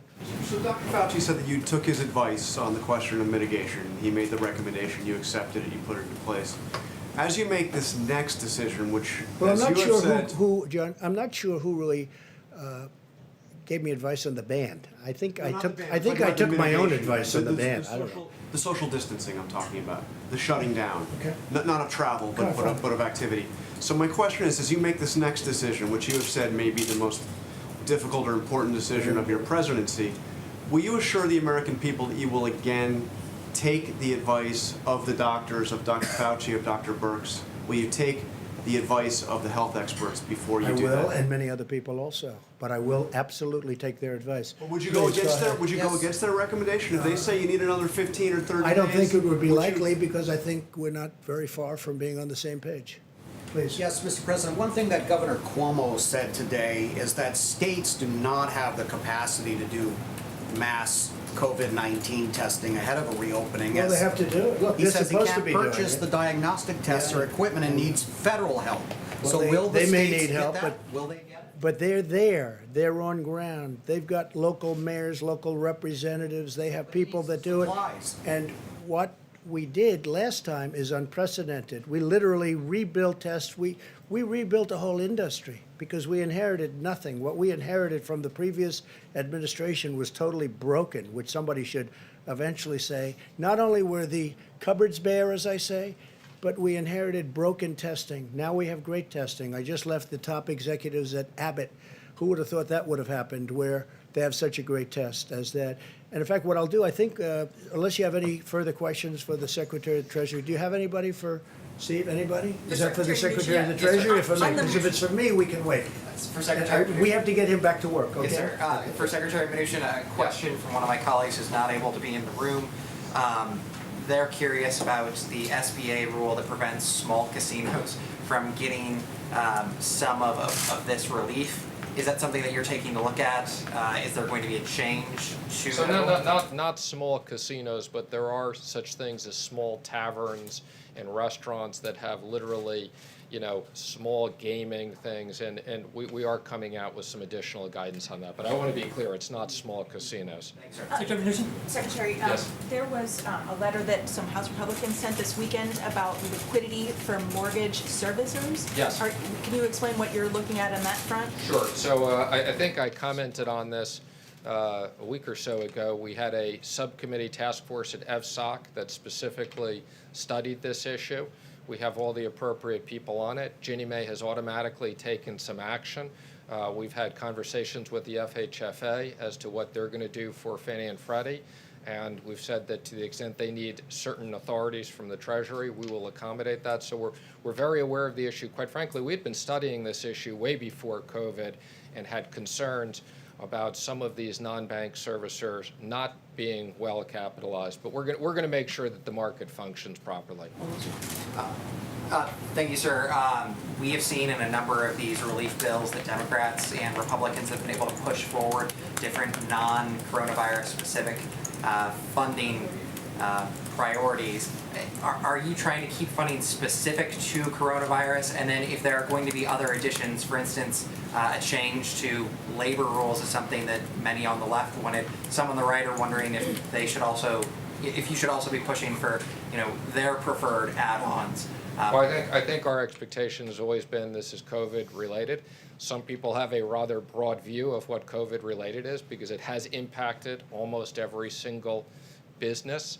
I think the president has talked about the Kennedy Center, which is a good institution. Obviously, that was not the major priority of the bill, but they were hit with COVID related. But no, the president has instructed we want to be very specific in the next bill. It's COVID-related items. Well, we didn't want to do the Kennedy Center, just so you understand, and that was done. The Democrats wanted it in. We didn't want that, but they wanted it in, and we had to agree in order to get something done for the workers. But we want this to be for the workers and for companies that employ the workers. That's what we're looking for. We're not looking for extraneous nonsense. It's been reported that you argued at the time of the China ban was being discussed, that was too disruptive to the global economy. Is that accurate? Yeah, let me be clear. I had nothing to do with the China ban. I wasn't on the task force at the time. I'm not even sure I think I was traveling at the time, but I never had I was not part. I did become very active, and after the China ban, but that report in the New York Times was not accurate. I was not part of the task force at that time, and I was not involved. Matter of fact, I think I may have been traveling. This is a proposal, I believe, by Senator Hawley to get direct payments to employers to pay people who have been laid off and to keep people on payroll. Does the administration support that proposal? Well, again, that is the PPP. The PPP is basically sending money to small business, 50% of American workers, to keep those people paid. And it's the most efficient way. Every dollar, as I said, we do through that, it's one less dollar of unemployment. And more importantly, we want those people to be associated with the business, so as soon as the president is ready to open up the economy, those businesses are together. We don't want those businesses to fall apart. That's why this is such a successful program. But are and you we want talking about Congress to remember unemployment? that. You're talking about the unemployment. Sending it indirectly to the states. We would have preferred that it was sent directly to the people. The Democrats wanted it to be sent through the unemployment system, and you know, I've talked to you about it. We have 40-year-old equipment in many of those systems. They're run by the state. But I'm hearing they're getting the money out anyway. So some of them are, and some of the states aren't, and we encourage, we're working with the states to try to update their computers, but it's a long haul. Okay, thank you, Steve. Thank you, Mr. President. Phase 4, Steve. Phase 4. Come on, Steve. A quick question about something you just said. You said when someone is president of the United States, their authority is total. That is not true. Who Okay, told you know that? what we're going to do? We're going to write up papers on this. It's not going to be necessary because the governors need us one way or the other, because ultimately it comes with the federal government. That being said, we're getting along very well with the governors, and I feel very certain that there won't be a problem. Yeah, please, go ahead. Has any governor agreed that you have the authority to decide when their state I haven't opens asked back up? anybody because But I no one don't, has you know why? Because I don't have to. Go ahead, please. But who told you the president has the total authority? Enough, please. You mentioned the Vice President's call with the governors today. Governor Hogan of Maryland has urged your administration to ask Congress for $500 billion to help stabilize budgetary shortfalls created by coronavirus. It's nice of Governor Hogan, very much. We appreciate Governor Hogan's statement. Governor Cuomo said the CARES Act ignored state government revenue shortfalls. Do you support that request? And Mr. Which Vice one? President, What did you say? he said the CARES Act ignored the budgetary shortfalls. Well, they're looking at things in phase 4 where they have, where they talk about states, and they're also talking about hospitals. They're talking about states who have been battered, and they're also talking about hospitals, and we're certainly willing to look at that. Will you urge Congress on their behalf? We'll see what we all come back with, but they are talking about states, and they're talking about hospitals. OAN. Thank you, Mr. President. Governor of Michigan, Gretchen Whitmer, has on Thursday signed an executive order banning the sale of non-essential goods. If other states The sale of what? non-essential goods, she has banned the sale of non-essential goods. Many are calling this draconian, unconstitutional. As president, do you think that if other states were to follow her example in the coming weeks, that the federal government should intervene? Well, I don't think that's going to happen. I think it's very extreme, but she's doing it, and I think it's going to be over a long way before we have to start thinking about it too much. It is strong. It's a very strong position to take. But they're making a lot of progress in Michigan, so let's see how it all works. What is the status of the funding for the World Health Organization? We're going to be talking about that very soon. I'm getting a full report. I'm not happy with the World Health Organization. Not happy with the World Trade Organization either. We've been ripped off by everybody. This country, for so many years, has been ripped off by everybody, whether it's a World Health or World Trade. They're like, I call them the Bobbsey twins. They look at our country. For years and years, we had people that did nothing about it. We're doing a lot about it. So we'll have a report, and we're also talking about the World Trade Organization. But we've made a lot of progress there. We're now winning cases for the first time because they know I'll leave if we don't get treated fairly. This country, our country, was at a point where we rarely, if ever, won the lawsuits within the World Trade Organization. But now we're winning a lot of them because they know I'm not playing games. We will pull out if we have to. We just won a $7 billion lawsuit, which was very nice. Do you expect a decision this week on cutting funding for the WHO? Yeah, I would say by the end of the week I'm going to make a decision on that. Yeah. There's a lot of things happening. On China, Why are there no consequences for China for the misinformation How do you know that there they are no shared? consequences? We've been asked, and How it do you appears know that there are no were consequences? What are the consequences, Mr. President, I for the wouldn't tell you. misinformation? China will find out. But Why would I but tell you? People are concerned that they stonewalled. No, you started off by saying, why are there no consequences? consequences? A few times, so following up on your response, why are there no How do consequences you for know China? there are no consequences? You're going to find out. I wouldn't tell you. You'd probably be the last person on earth I'd tell. Go ahead. Yeah, please. Mr. President, actually, this is a question for Mr. Vice President. Do you agree with the President's statement and his understanding of federalism that his power is total, right, in the way that he described it? Is there anything you'd like to add or any context you'd like to add to the way he was discussing that? I support the President's leadership under the National Emergency Declaration that he signed. We're standing before you today, the first time in American history, when all 50 states have issued emergency declarations, and the territories. This is an unprecedented time in the life of the nation.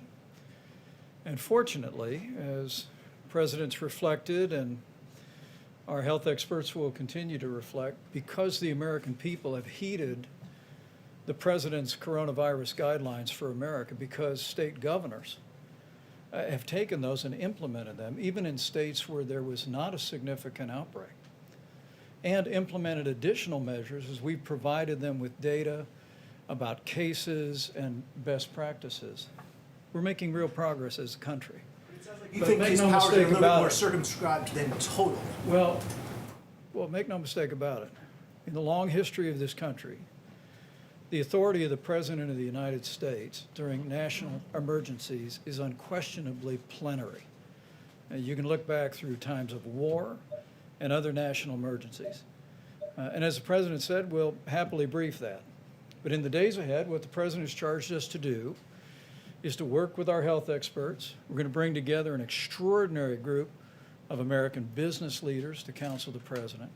And then working with the CDC, we're going to produce new guidelines based upon the data for every state and territory in this nation. We're going to give them guidance, and as the President's indicated, we'll continue to respect the leadership and partnership that we forge with every governor in America. But this is an unprecedented time. But I have to tell you, when you look at the fact, despite the heartbreaking loss of more than 22,000 Americans, when you look at the fact of what the health experts told us this could be, I think I only can feel a sense of gratitude to the American people. Gratitude to the extraordinary team that has counseled this president, the steps that President Trump has taken, the policies that governors have implemented all across America. I mean, we were discussing today at the task force that when you look at the European Union as a whole, they have nearly 3 times the mortality rate that the United States of America has today. And that is a tribute to our extraordinary healthcare workers, their dedication, their tireless work. But it's also a tribute to the fact that the American people put into practice the mitigation efforts that the President counseled the nation to do on the advice of our best scientists now more than a month ago. And our hospitals were not overwhelmed, and are not overwhelmed at this hour. And I have to tell you, standing here today, I couldn't be more proud to stand alongside this president and to be a part of this team that has served the American people during this challenging hour. And I just say to you, to every American looking on, as we see the numbers leveling and maybe even beginning to go down, I just encourage you to keep doing what you're doing, because of the sacrifices that Americans and American families have made through these mitigation efforts. You're saving lives, and you're seeing our nation through this time. Sir, did the states tell you, you've been talking to the governors quite a bit, did those coalitions of states on the West Coast and in the Northeast, did they tell you what they were going to be announcing before they announced it? Governor Phil Murphy and the governor of Connecticut expressed today that they were going to be speaking and discussing on a regional basis what their recommendations would be. And we assured them today. About that, though, sir? We assured them today on our conference call with, I think, 48 governors that were with us today for the better part of an hour and a half, We told them that what the president would be producing, is directed to be produced, are additional guidelines for the states certified by the CDC that would inform those governors and local communities and mayors about the best way forward based on the unique circumstances that those states and those communities are facing. I think what's clear is the American people have seen the experience in Washington State, where this really all began for us, and in California, and now the extraordinary challenges in the greater New York City area, including New Jersey and Connecticut, the challenges in New Orleans and Louisiana and Detroit, still Chicago, parts of Houston. But they're also seeing that in each one of those cases, that the mitigation efforts are truly working. And so we'll work with those states, and in some cases it'll make perfect sense for them to work together Let you know ahead on of a time regional what they're basis. planning? But the president will be. I'm sorry, I didn't hear your question. Can you tell us? Did they let you know? No, you made a mistake if you don't know that. Did the I West didn't Coast hear you. states- I didn't hear And the we would, statement. and I'm we sorry. would like to have their cooperation, and we are going to have their cooperation. They will cooperate perfectly. Watch. And let me just affirm what the president said. We heard it again today in what I think was our 9th conference call with governors. I think every American would be proud to see the partnership that this president has forged with governors across the country. I mean, it is an extraordinary statement, and you'll see some data when Admiral Polovchek gets up in just a few moments. But the flow of resources from around the world that we've moved into areas that have faced challenges. I mean, this president has directed us to ensure that every state has what they need when they need it. And the spirit that I heard again from Republicans and Democrat governors today was reflective of that partnership. And as we move forward to the president's goal of reopening America, we expect the same kind of partnership in the interest of the nation. All right, go ahead with the new face mask.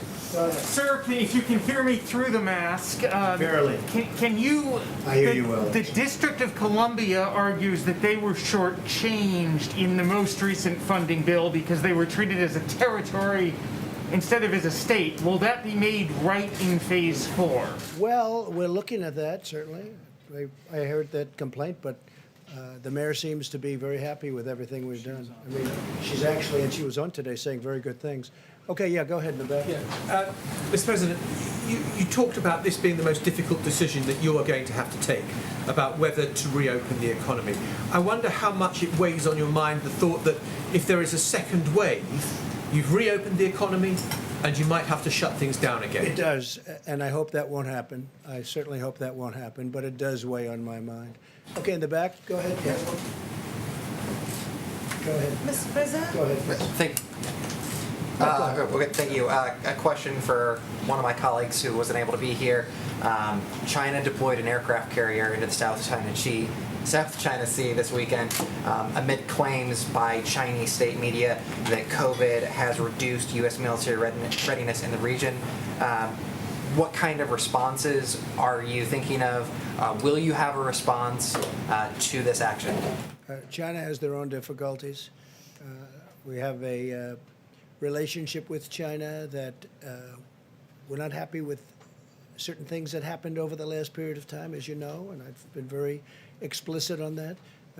But we know all about that, and no, China is, we've seen what they did. We've seen many other things that they've done, both pro and con, and we'll be just fine.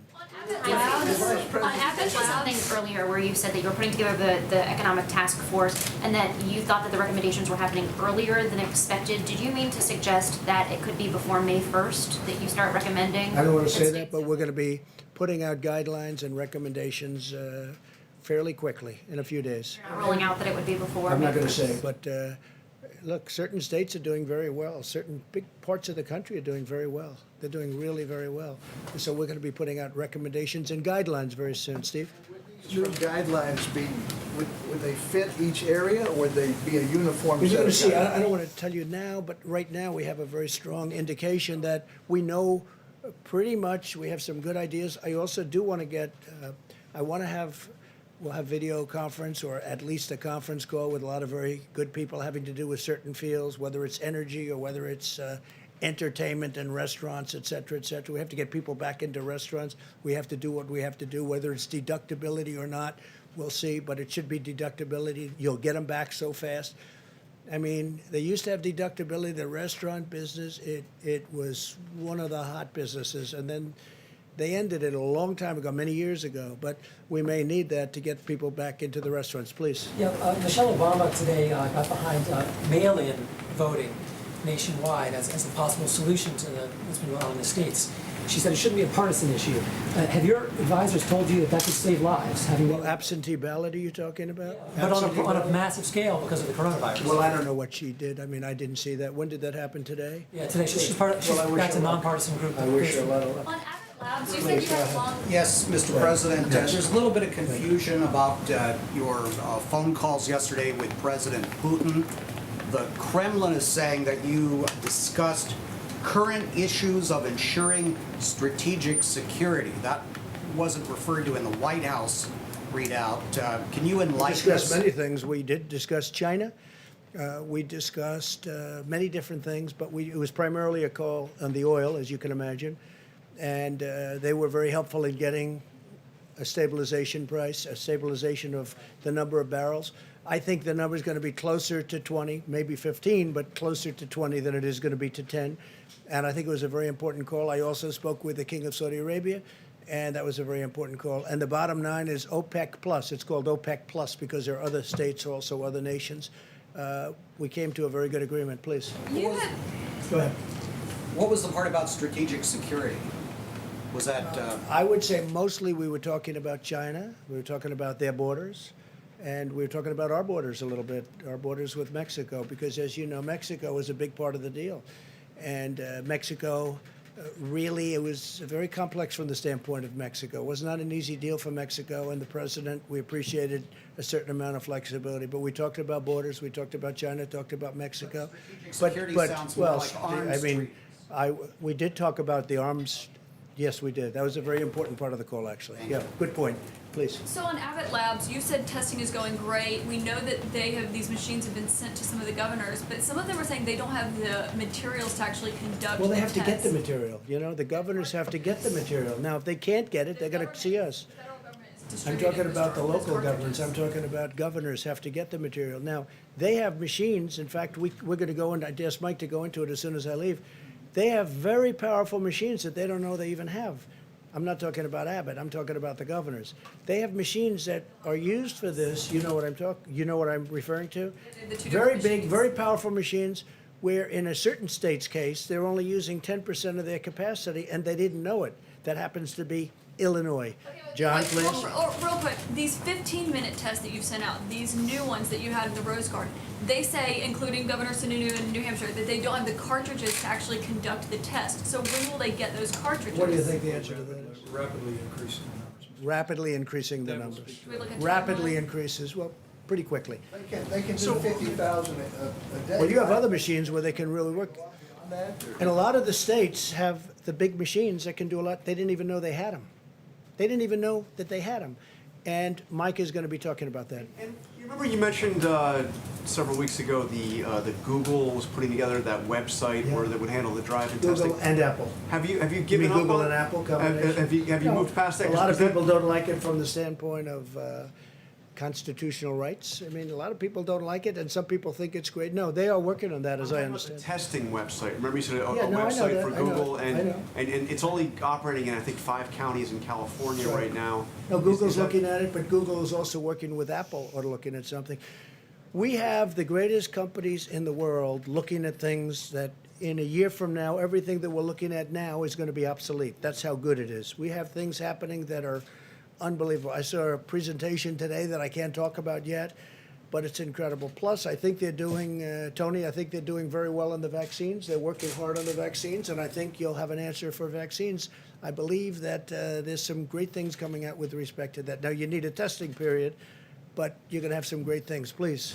Sir, on the contact tracing that Google and Apple are doing, so different subject on the contact. No, this is the Google and Apple. I don't know if it's a partnership or what, but they're working on some. Correct. So there was the one. They're working on more than one element. They're working on a couple of different things. Google and Apple. Google is also working on something, as you know, having to do with testing. I believe they're doing that in a singular fashion. So my question is not about the drive-through testing website, not that. Okay. On Google and Apple's contact tracing, that they want to, Yeah.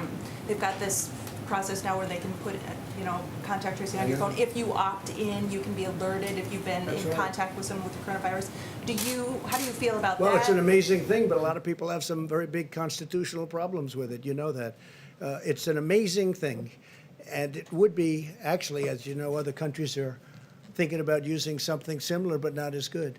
Which other countries are thinking about something I similar? hear Singapore is. Now, Singapore had a little bit of a setback because they had a break, you know that, but they'll take care of it. I know the folks in Singapore, they're doing a great job, and they're going to put it back very quickly. But Singapore and other countries are looking at other things, and some countries are doing other things. Prefer that Americans use some other Well, I don't want to system? get into that because we have a whole constitutional thing. We have more of a constitutional problem than a mechanical problem. But we will be making a determination on that. That's something we're going to be discussing with a lot of people over the next 4 weeks. That would be a very accurate way of doing it, but a lot of people have a problem with it. Yeah, please, go ahead. A testing question, maybe for Dr. Fauci as well. Can you talk about where the antibody test is and how quickly Well, it's that moving will- along. I think I can speak because I have to leave. Moving along quickly, moving along well. It's a test that's been going along for many, many years, except now we have very modern, very incredible versions of it. But that's moving along. The antibody test, moving along very well. Okay, any more COVID-19? COVID-19. One soldier on the Steve? Theodore Roosevelt has died. Have you determined the status of Captain Crozier, the former? Well, that's going through the Navy, as I understand it. The Navy is going to be making decisions on all of that. And they had a break-in. I don't think the ship should have been stopping in Vietnam when you have a pandemic, to be honest with you. I don't think the captain should have been writing letters. He's not Ernest Hemingway, as I said before, and he shouldn't have been writing letters. And I don't know who gave the orders to stop in Vietnam, but they stopped in Vietnam, and all of a sudden they get on, and now you have over 500 sailors and people on the ship that are affected. I don't know whose idea that was, but that wasn't such a good idea in the middle of a pandemic. Yes, please. I have a question John, go Just one last on this question of constitutionality. I'm just wondering what changed your view, because Nothing changed it. No, I know exactly what you're going to say. Nothing changed it. The fact that I want to rely on states, or maybe will, or maybe have, and the fact that we've gotten, that's one thing. The fact that I don't want to use the power is another thing. Look, from the standpoint of the Constitution. Yes, constitution. You thought it should be up to the governors. You can look at constitutionally, you could look at federalism, you can look at it any different way. John, the fact that I don't want to exert my power is much different. We have the power. Does the federal government have the power? The federal government has absolute power. It has the power. As to whether or not I'll use that power, we'll see. I would rather, John, I would rather work with the states because I like going down to a local government. That's why with, I guess it's now 7 states, not 8, because South Carolina did, they went away from what we discussed the last time. So that's why I looked at the individual states. They're doing a very good job. They're really doing a very good job. I'd rather have them make the decision. Now, the fact that I'd rather have, that's fine, but I have the absolute right to do if I want to. I may not want to. We have a very good relationships. Now, we'll see what happens. If you noticed, a few states you're talking about, they're all with Democrat governors. But if governors are doing a good job and they control it better, because you don't have somebody in Washington saying, set up a testing site in the parking lot of a Walmart. And we're in Washington, and they're in a state that's very far away. That's really, it should be, and it should have always been, and I've always said it was. But the relationship we have now with the states and governors is very good. And we'll be announcing over the next very short period of time exactly what we're going to be doing. Okay, a couple of more. Go ahead. On coronavirus and Joe Biden, he's the presumptive Democratic nominee. Do you have any plans yet on when you'll start sharing, or when the White House will start sharing some of that information about the coronavirus, your presidential Well, nobody's data? called about coronavirus from their standpoint. Look, they had the H1N1, which is swine flu, and that was a big failure. That was a tremendous failure. They had a lot of failures, and you take a look at the history, and 17,000 people died, and you talk about late. They were so late. They were late like it never even existed. That was a big problem. Caused a lot of other people a big problem too. So if Joe Biden would like a briefing, I'd certainly get him a briefing. I don't know what he'd do with it. Yeah, please. Are Jared and Ivanka serving on the new task force, and how are you going to balance what? No, they're not. No. Yes, go ahead, please. I just want to clarify, so in earlier conversation, there was a description of multiple different councils or task forces. Can you just explain exactly what the structure Well, you is and who have is going Mike's to be task on it? force, which is the White House task force, which really brought us up to this point brilliantly, I must say. Dealt with governors all the way through, and I was on many of those calls, and every call got better and better and better. It was hostile at the beginning. By the time we finished, I mean, today's call was a very good call, very friendly call. I think everyone's online. And again, you don't have anybody driving you crazy saying they're not getting ventilators, they're not getting all of the different things. They need more beds. They have a lot of beds right now. And we always erred, I think it's important if you don't, we always erred on the sake of give them more, even when we didn't think. We didn't think New York needed the beds that they were asking for. We didn't think they needed the ventilators that they asked for. And we were right. Now, on ventilators, we're ready to march. I told you this. We're ready to march. We have 10,000 ventilators. We're ready to move them anywhere in the country where we need them, if we need them. We're also building a lot of ventilators, and that's going to be used at some point. I believe, we're going to have stockpiles, including state stockpiles, if they want to work out some kind of an arrangement with us. But we're also going to help other countries, whether it's Italy or Spain or France is having a big problem. They all desperately need, Germany too, they need ventilators. So we're going to have a lot of ventilators. We have a lot, you heard the numbers, we have a lot coming next week.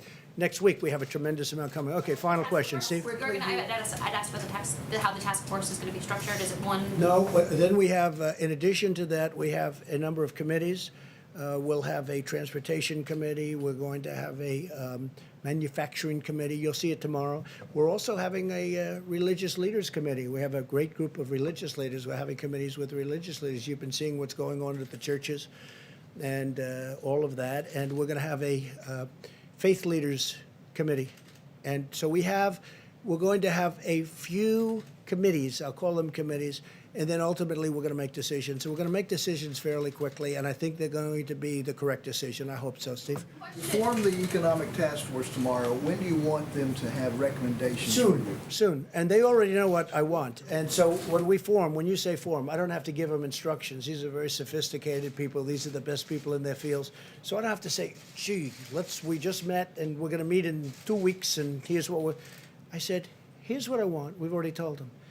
And they're the best names in the various businesses and professions and religions. I mean, these are the greatest names, the people that I think probably know the best. So we've called them, and we're going to be speaking to them very soon. And we want them to have, if it's questions or statements, we want them to have that for us.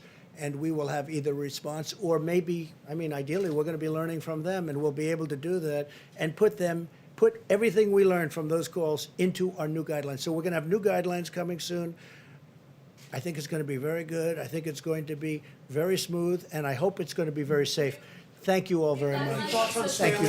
Stanley Shera is a friend of mine for a long time. He's a great real estate person. Passed away, was a great real estate person. Great. Sort of a legend in New York real estate. He called me a couple of weeks ago, said he's tested positive. Stanley's in his early to mid 80s, I guess. And Stanley went to the hospital, and he never came out. He went into a coma. He was unconscious for a long period of time, and he never made it.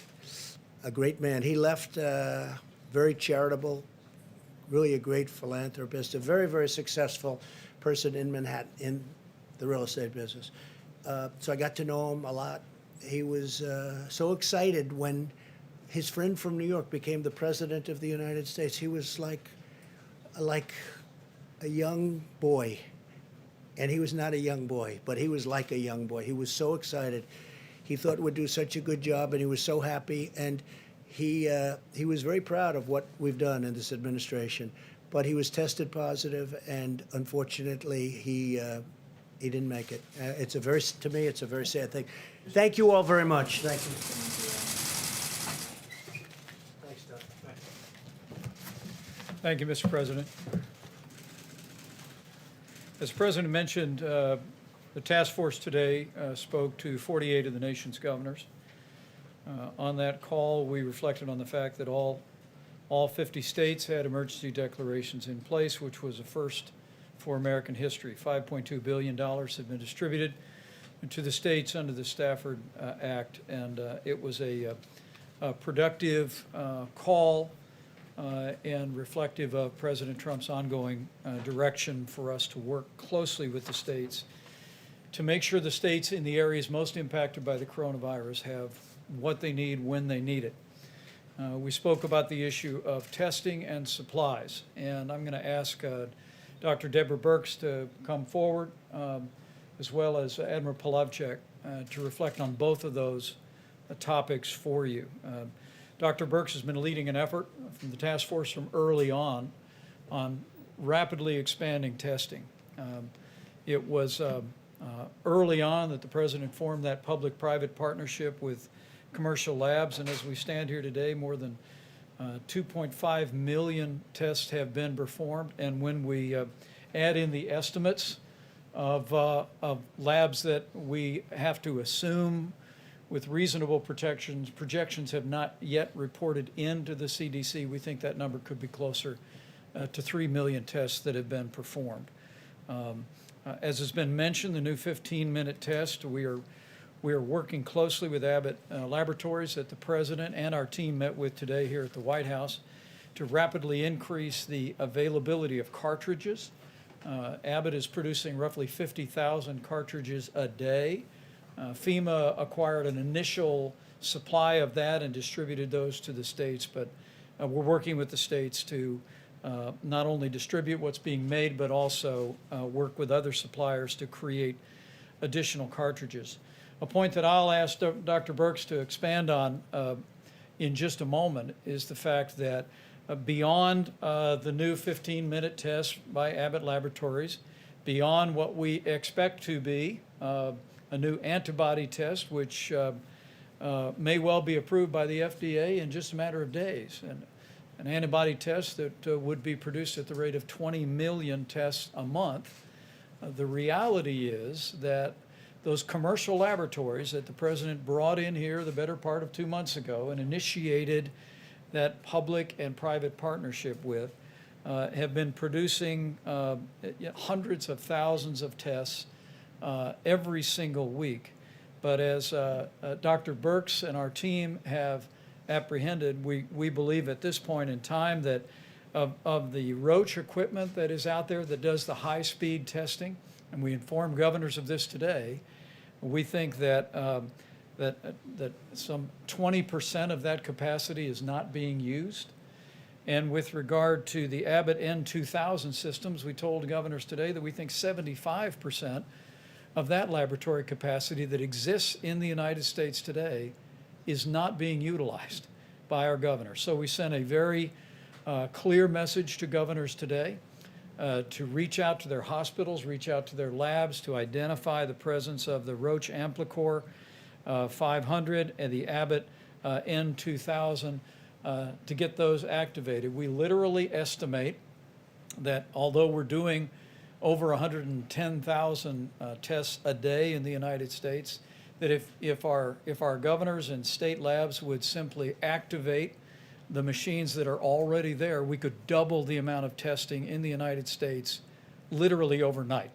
And so I know that governors' teams watch these briefings, and we'll remind them very respectfully again to identify those labs. And we have a team that now is deploying, reaching out to labs to see if we can activate all of those labs.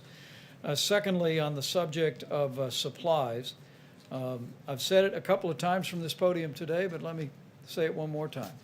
President Trump's direction to us in dealing with the states on personal protective equipment and ventilators has been to make sure the states have what they need when they need it. We recognize that while we all watch the overall curve of the coronavirus in America, understandably the national numbers, the reality is this outbreak has taken place in its own individual curves.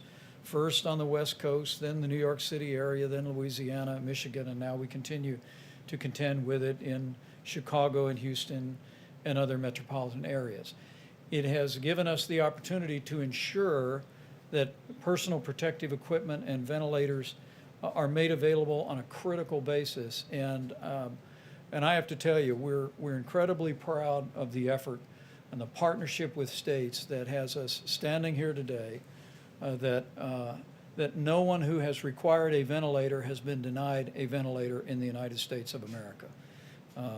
At this point, we have just short of 7,000 ventilators in the strategic national stockpile, but as Admiral Polovchek will detail, we're already beginning to receive newly manufactured ventilators. We'll get another 1,000 in this week. By the middle of May, we'll literally have another 8,000 ventilators available for deployment around the country. I'm going to let him describe to you the specific detailing of those resources, but I want to share these numbers, most especially for our healthcare workers around the country in the areas most impacted by the coronavirus, so that you know the resources are surging into the hospital systems at the point of the need, and we will continue to do just that. So let me recognize Dr. Birx to reflect on the data and also on maybe some comments on testing, and then Admiral Polovchek, if you just step up and then you'll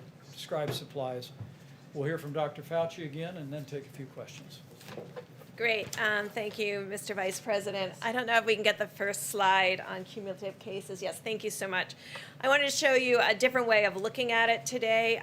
Obviously, we look at case counts per 100,000 Americans in each of our states and metro areas.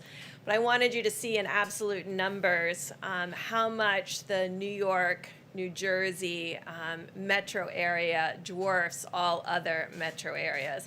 And so you can't even see Chicago, Detroit, or Boston. All of those metro areas are under 25,000 cases. You can see that the New York, New Jersey metro area is about almost 250,000 when you bring those cases together, almost a log more.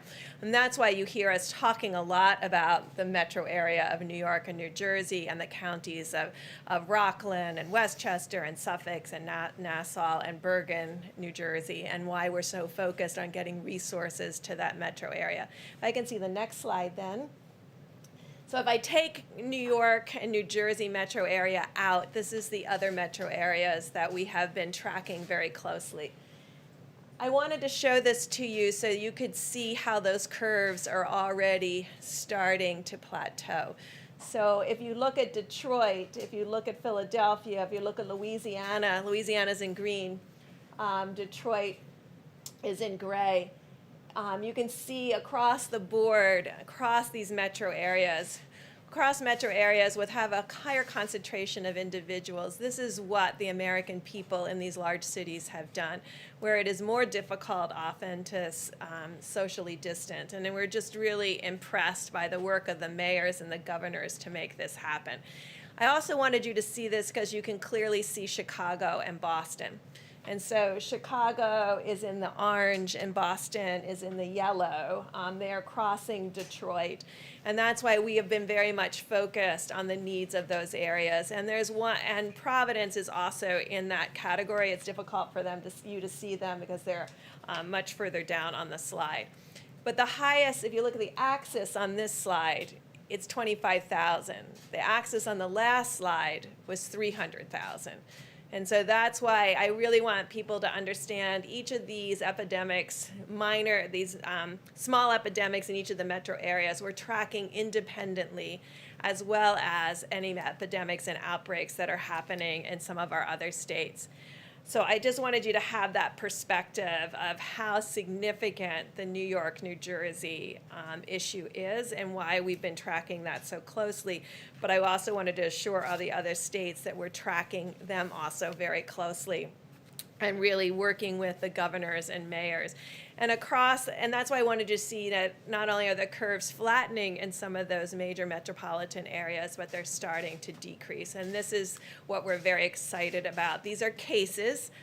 We also know that mortality will lag. And so we're really tracking also the number of individuals who have succumbed to the COVID-19.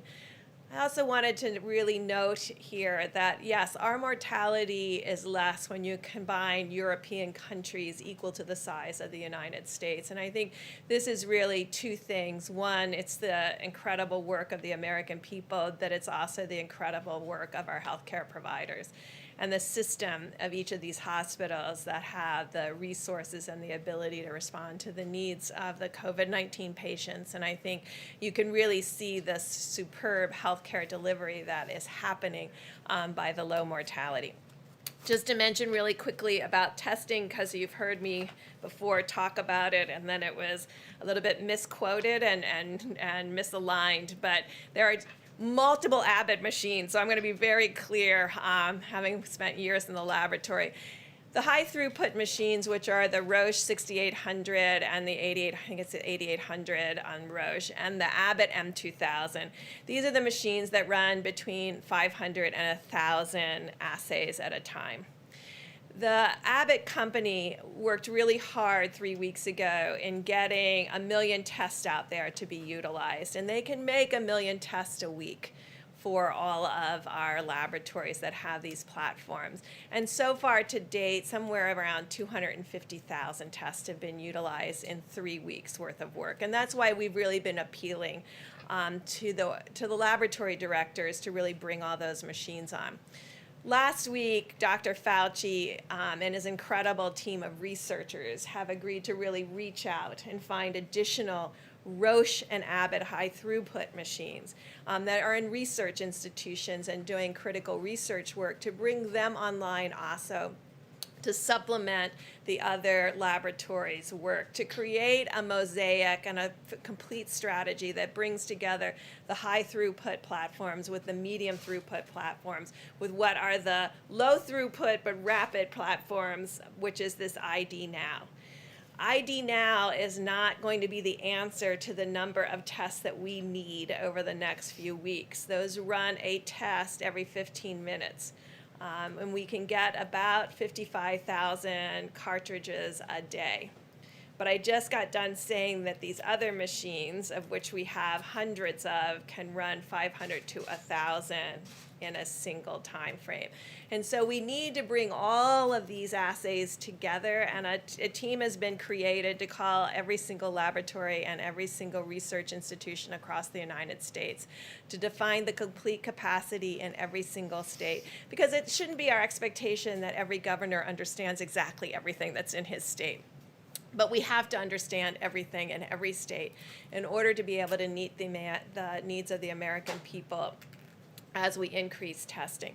Now, I know you all know that in 3 weeks we went from 300,000 tests total to 3 million tests total in 3 weeks. We know that we have to further increase that. That has been done really by HHS and Admiral Giroir and the team up there. And we're going to supplement that team to really bring on all of the additional resources and platforms that we have in the United States of America, just like we did with ventilators, to bring all of the capacity to bear so that we can also continue to increase testing. Also, of course, as these epidemics decrease, you can also be able to use more and more testing for surveillance. But I do want to call out the 19 states that aren't ever represented in these graphics, and by and large. The states have been continuing to do containment and outbreak investigation. And I've been able to talk to many of those states, and I would just remind all of us, when I talk to each one of these state health officials, where they are finding outbreaks are in nursing homes. And so we really need to continue to protect and we continue to test in nursing homes, because we know that that's a particularly vulnerable group. And it's a group where often, now that we're beginning to understand asymptomatic transmission, no one is intending to pass the virus on to others. But we know in essential workers around the United States, people are unknowingly infected and in passing the virus on. And so those are the ones that we're very interested in finding. And you might say, well, how do you find them? Because they don't have symptoms. And so this is where we really have to increase surveillance in a very deliberative and understand way. And so we're really looking what are sentinel surveillance sites. I think we can see where there's outbreaks because once people have symptoms, you can see them. But where do you do sentinel surveillance so that you find them before they have symptoms? This is what we have done for decades in HIV, and it's what's allowing us right now to really control the HIV/AIDS epidemic in sub-Saharan Africa because we're finding people when they're asymptomatic and treating them when they're asymptomatic. So this is something we know how to do, and it's something we're working very closely with CDC and others on to make sure that we can bring that full capacity to the American people. So these are just some insights in what we're working on. We're continuing, obviously, to track every single county and community. And then finally, I'm going to call on one additional group. There's a group out there of our HIV/AIDS activists and community workers that understand these tests that I've been talking about, these RNA-based tests, because they often get viral loads in HIV. They will know how to explain this to the community about sampling and what it means to run those assays. They are essentially virologists. They understand all of these assays. They'll also understand the antibody assays because it's the antibody assays that they counsel and utilize in HIV testing across the United States. And they will be our translator to the American public and to their local mayors. They understand these tests. They are essentially understand all the virology and all the immunology. And I'm really asking all of them to help us communicate what these tests are so the community is ready for them. Because antibody tests measure something very different than the viral load in the front of your nose that we're using for diagnosis. And so really being able to understand all of those tests, when to use them, how to use them, will be really critical. But the great thing is in the United States of America, we have these community groups that understand these tests very well and will be able to discuss them at every level with their community. I'm going to call Admiral Plavchik up in a minute, but I have to call on Dr. Tony Fauci. And let me just say something really straight from my heart, if I can. You know, I lost my dad 32 years ago today. April 13th is always a tough day for our family. And this morning when my brothers and sisters were sending around pictures of Dad, like we always do, I just thought of the families of the more than 22,000 Americans that we've lost. And I just want to tell you that you're on our hearts and you're in the prayers of millions of Americans as you deal with this heartbreaking loss, as well as families that have family members that are struggling with serious illness. But let me just encourage everyone that in the midst of that loss, because the American people have been putting these mitigation measures into practice, there are families that are still together today. And I just want to encourage you here at roughly the halfway point of 30 days to slow the spread to take that to heart. In no way minimize the losses that we've experienced as a nation and as families. But to be encouraged to know when you see those numbers on the vast majority of states, that because of what the American people are doing, it's working. And Dr. Fauci and Dr. Birx and the entire team continually ask us to remind the American people, and we do so again today, keep doing what you're doing with the 30 days to slow the spread, and we will hasten the day that we heal our land. Dr. Fauci? I just want to make one comment that related to a question that was asked, and then we'll have questions. I don't want to take too much time. The idea about how we would evaluate from a purely public health standpoint about what I call reentry into some sort of normality. As health people, I don't know anything about, nor do I have a claim to know anything about economics. There are going to be people who know a lot more than I do who are going to give advice about all of the committees that the president was talking about. But the one thing we do know as health people, as physicians and scientists and public health people, as I mentioned, I think over the weekend on one of the shows, is that some people may think it's going to be like a light switch on and off. You know, we're either out and we're in. It's just not going to be that way because we have a very large country and there are different impacts. As you see, New York is very different from other parts of the country, from the Midwest, from the mountain region. California and Washington, different than New Orleans. So as we discuss and consider the public health aspects, it likely will be something that I refer to as sort of like a rolling reentry. It's not going to be one size fits all. So I don't know what it's going to be yet because we still have time to look at it.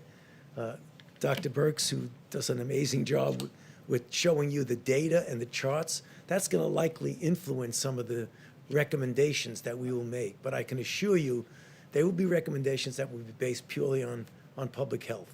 And the president will get a lot of other input from others, but we'll give the honest public health recommendation. Thank you, Tom.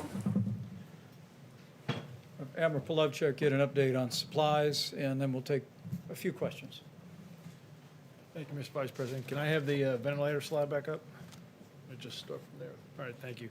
So you start with what's in the stockpile this morning, and then here's the contracts that we'll be delivering over the next few weeks. We add 8,600 ventilators to the pool we already have. That's the math that you get there. That's included the DPA action with GM, and I will say that we've also issued what would be called rated orders with all of these vendors to allow them front of the line privileges, so to speak, within their supply chain. So we've written the contract. This is the 100,000 plus ventilators we're talking about, and to continue to work with them to ensure that the ventilators actually show up. So there's a continue to work there. And as we did that, we realized that downstream supply chains needed some additional Defense Production Act work as well. You go to the air bridge. 80 flights scheduled, 37 complete, 43 on the horizon, and you can see the numbers of material that's been brought in to supplement the volume that's needed. Now I'm going to go through a series of slides of New York first. So Dr. Birx provides me what I will call as a geographic reference to align the supply chain. So all of those cities, you'll see a little bit of theme here. I'll be talking about a lot of the cities and geographic areas. Align the supply chain to those geographic areas to try to get as much there, while realize the rest of the nation needs supplies as well. And then we aligned the supply chain to site of care, public hospitals, VA, private hospitals, nursing homes, first responders, acute care, and on down the line. So the last business week, so Monday of last week through Friday, Saturday of the past week, these are the amounts of materials that came into the New York, New Jersey metro area, and you can see the volumes there. So if you can go to Detroit, we talked about their hotspot. Here's the volumes of deliveries going into Detroit for that same time period. You can go to Chicago, and I'm going to run through this kind of quick, but you can see that the geographic alignment, the places that Dr. Birx has talked about is where we're concentrating supplies. If you can go to New Orleans to give you an understanding. Washington, D.C., right? So I hadn't talked about that. Today was, a very kind of early entry into the, hey, Washington, D.C., Baltimore, right? Positioning supplies ahead of need, we hope, in Washington. Go to Baltimore, and you can see the volumes there, trying to get ahead of that. And then Philadelphia is next. And then now the next slide is a 9-city roll-up. And so to save a little time, I did not include Boston and Houston in there. So you can see the volume of material flowing through a commercial network, air bridge, their supplies, into geographic regions, and then further prioritized to site of care. Now, final topic, N95 masks. So the Department of Defense announced a DPA action this weekend. That came over from DOD on Friday into the White House, approved on Saturday, and contract awarded today, $131 million, 5 companies, 3M, Honeywell, Owens & Minor, Boldex, and Draeger. The CARES Act was signed before March was end, right towards the end there. So we're essentially 2 weeks from that money being put in the Title III authority for DoD. This action takes us from a baseline of what was being produced domestically of about 30 million masks, upwards to, as we go through the fall into the winter, 120 million masks domestically. So currently we're filling some of that demand from overseas sources, right? And so the additive masks here through this will ramp up, lower dependence on overseas sources, and that will essentially secure a big piece of supply chain.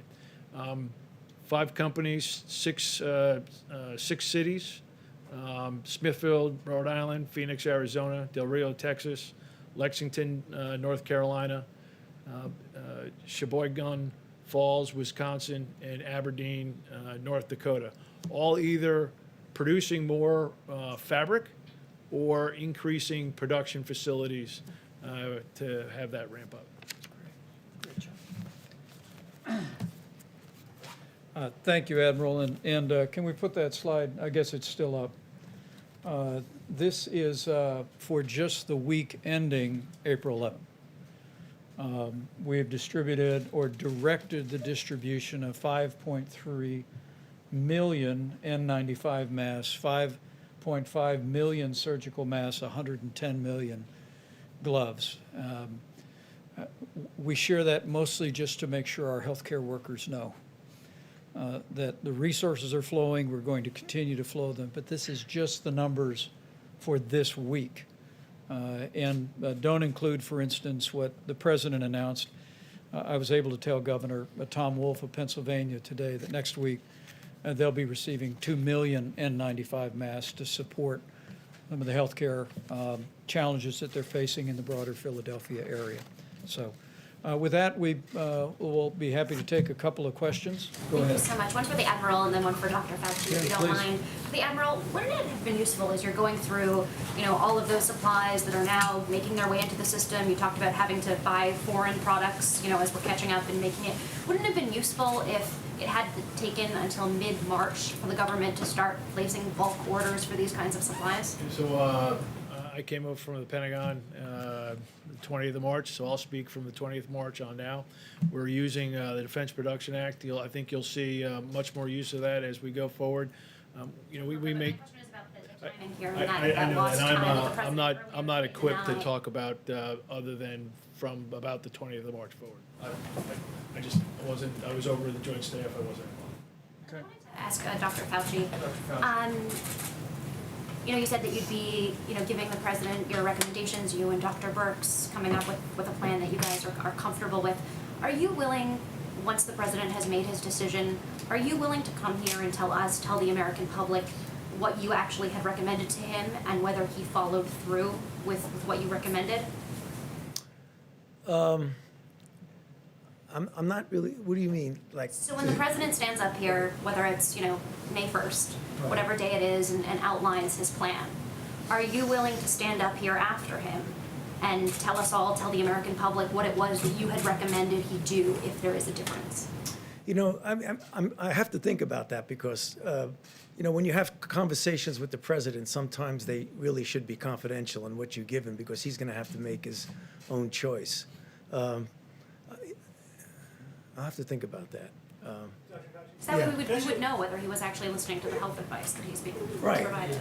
Yeah, he is. I mean, I can tell you one thing, he'll listen.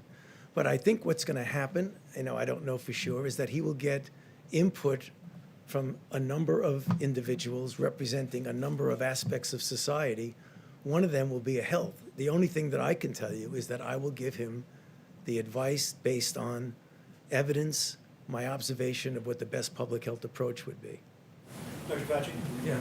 Just to go back to where we started today, which was with the president's seeming frustrations with some of the reporting about his early decision-making process in January and February. As I'm sure you know, the reason we in the press do that kind of reporting is so that the next president that comes along and has to deal with the pandemic learns some of those lessons. Having watched this unfold up close, what do you think were the mistakes that were made early on that a future president could learn from, with the benefit of hindsight, of course? There's no president gets Yeah. it right, obviously. I understand. I don't want to use the word mistakes because when you're in the fog of war, when you're doing something, you have to make decisions. You get input from a number of individuals. It's always a moving target. And I just don't want to have anything taken out of context because I already had one of those already in the last couple of days. So I don't want to go through it again. I wouldn't say mistake. Could things have done better? Of course. I mean, nothing is perfect, and you could always do better. But I mean, I hesitate to say something is a mistake. With the benefit of hindsight, with that caveat, what could have been done better? Well, I mean, I can't comment about anything outside of my own field, but the thing that when I think back on was evolving in my mind was something that was a virus that was much worse than what I had thought it was going to be, based on what we had learned early on, when it was first felt to be something that just jumped from an animal to a human. And really didn't have much capability of going human to human. And then all of a sudden you find out that not only was it not just animal to human, but there were a lot of, that's probably the way it started. But then as you go back and you realize there were probably a lot of infections that maybe if we had dealt into that a little bit more, we could have learned that not only is it affecting human to human, but it's transmitting really efficiently. When I question myself, I'm not perfect. Maybe I wouldn't say made mistakes, but maybe I should have really tried to delve into that a little bit more about what was going on. But the information wasn't as forthcoming as I would have liked. And then all of a sudden, when you find out that you're dealing with something that is not only what had been your worst nightmare, because people ask me that, what is your worst nightmare? A brand new virus that's respiratory transmitted, that has a high degree of transmissibility, that has a high degree of morbidity and mortality. Is that a mistake? Maybe I should have been able to realize that earlier. I'm not sure it was a mistake. It was just an evolving thing that we finally realized and said, whoa, this is really worse than we could have imagined. Question for the All right, last one, guys. How about one more? When you met with Abbott Laboratories today, what did you ask them to do? What did they say they could do? Well, we spoke with Abbott Laboratories today about how we can increase significantly the production of cartridges for the 15-minute test. Because remember, we're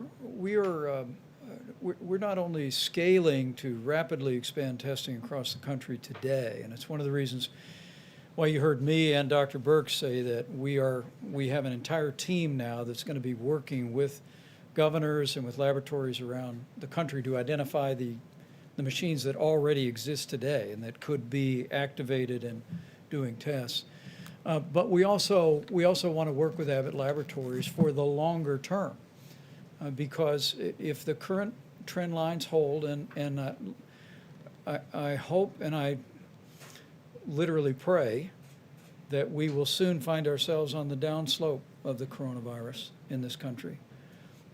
This epidemic in its current form will come to an end, but as we make decisions and in the days ahead to reopen America, what President Trump also wants to do is have a policy in place to stay open.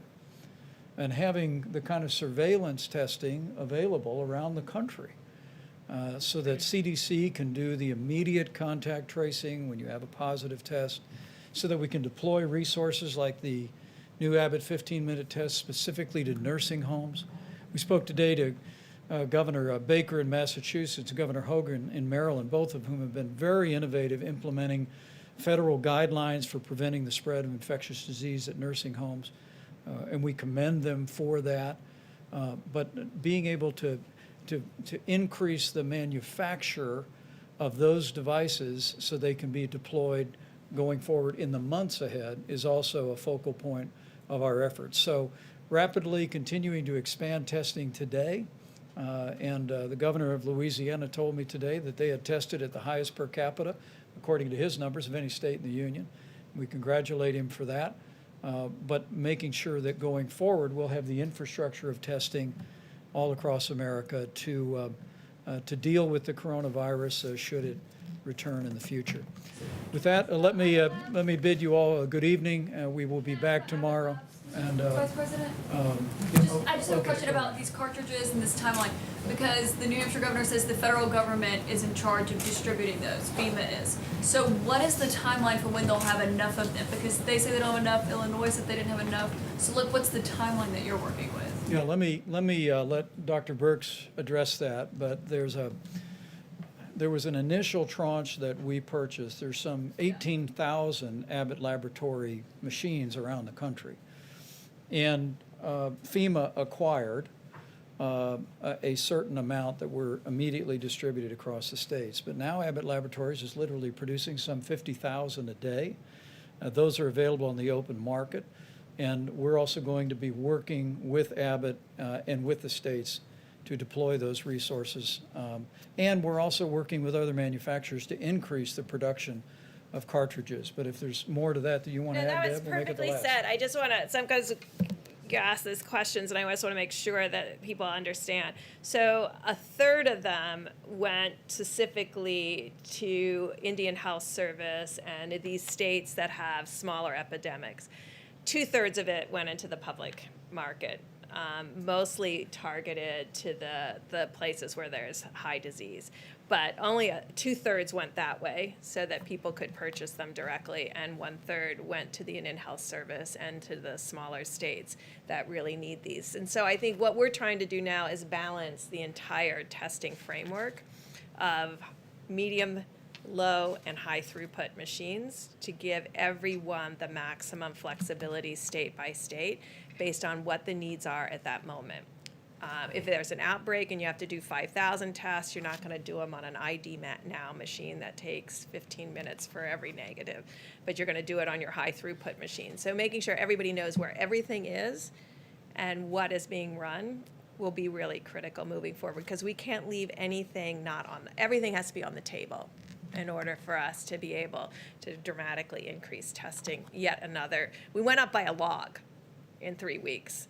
So if we're going to increase again, it's going to have to be getting every piece of equipment on. Let me just again say thank you all for your time and attention, and thanks to every American who's joined us tonight. And I just want to encourage you, we're going to continue to lean into this effort to expand testing across the country, to deploy supplies to our incredible healthcare workers that have done such an amazing job in the midst of the coronavirus epidemic. But my last word on behalf of the President, on behalf of our entire task force, is it's 30 days to slow the spread. And I know we're almost at the halfway point, and I know it's been a month of these mitigation strategies, but I hope as you look on, as you see the progress that's made on the West Coast, the beginnings of real progress in the greater New York City area, Louisiana, Detroit, and elsewhere, I hope it will only steel your resolve to continue to do your part to slow the spread, because we'll get through this, but it'll take all of us to continue to do it. So thank you to the American people for all your efforts, and we'll see you tomorrow.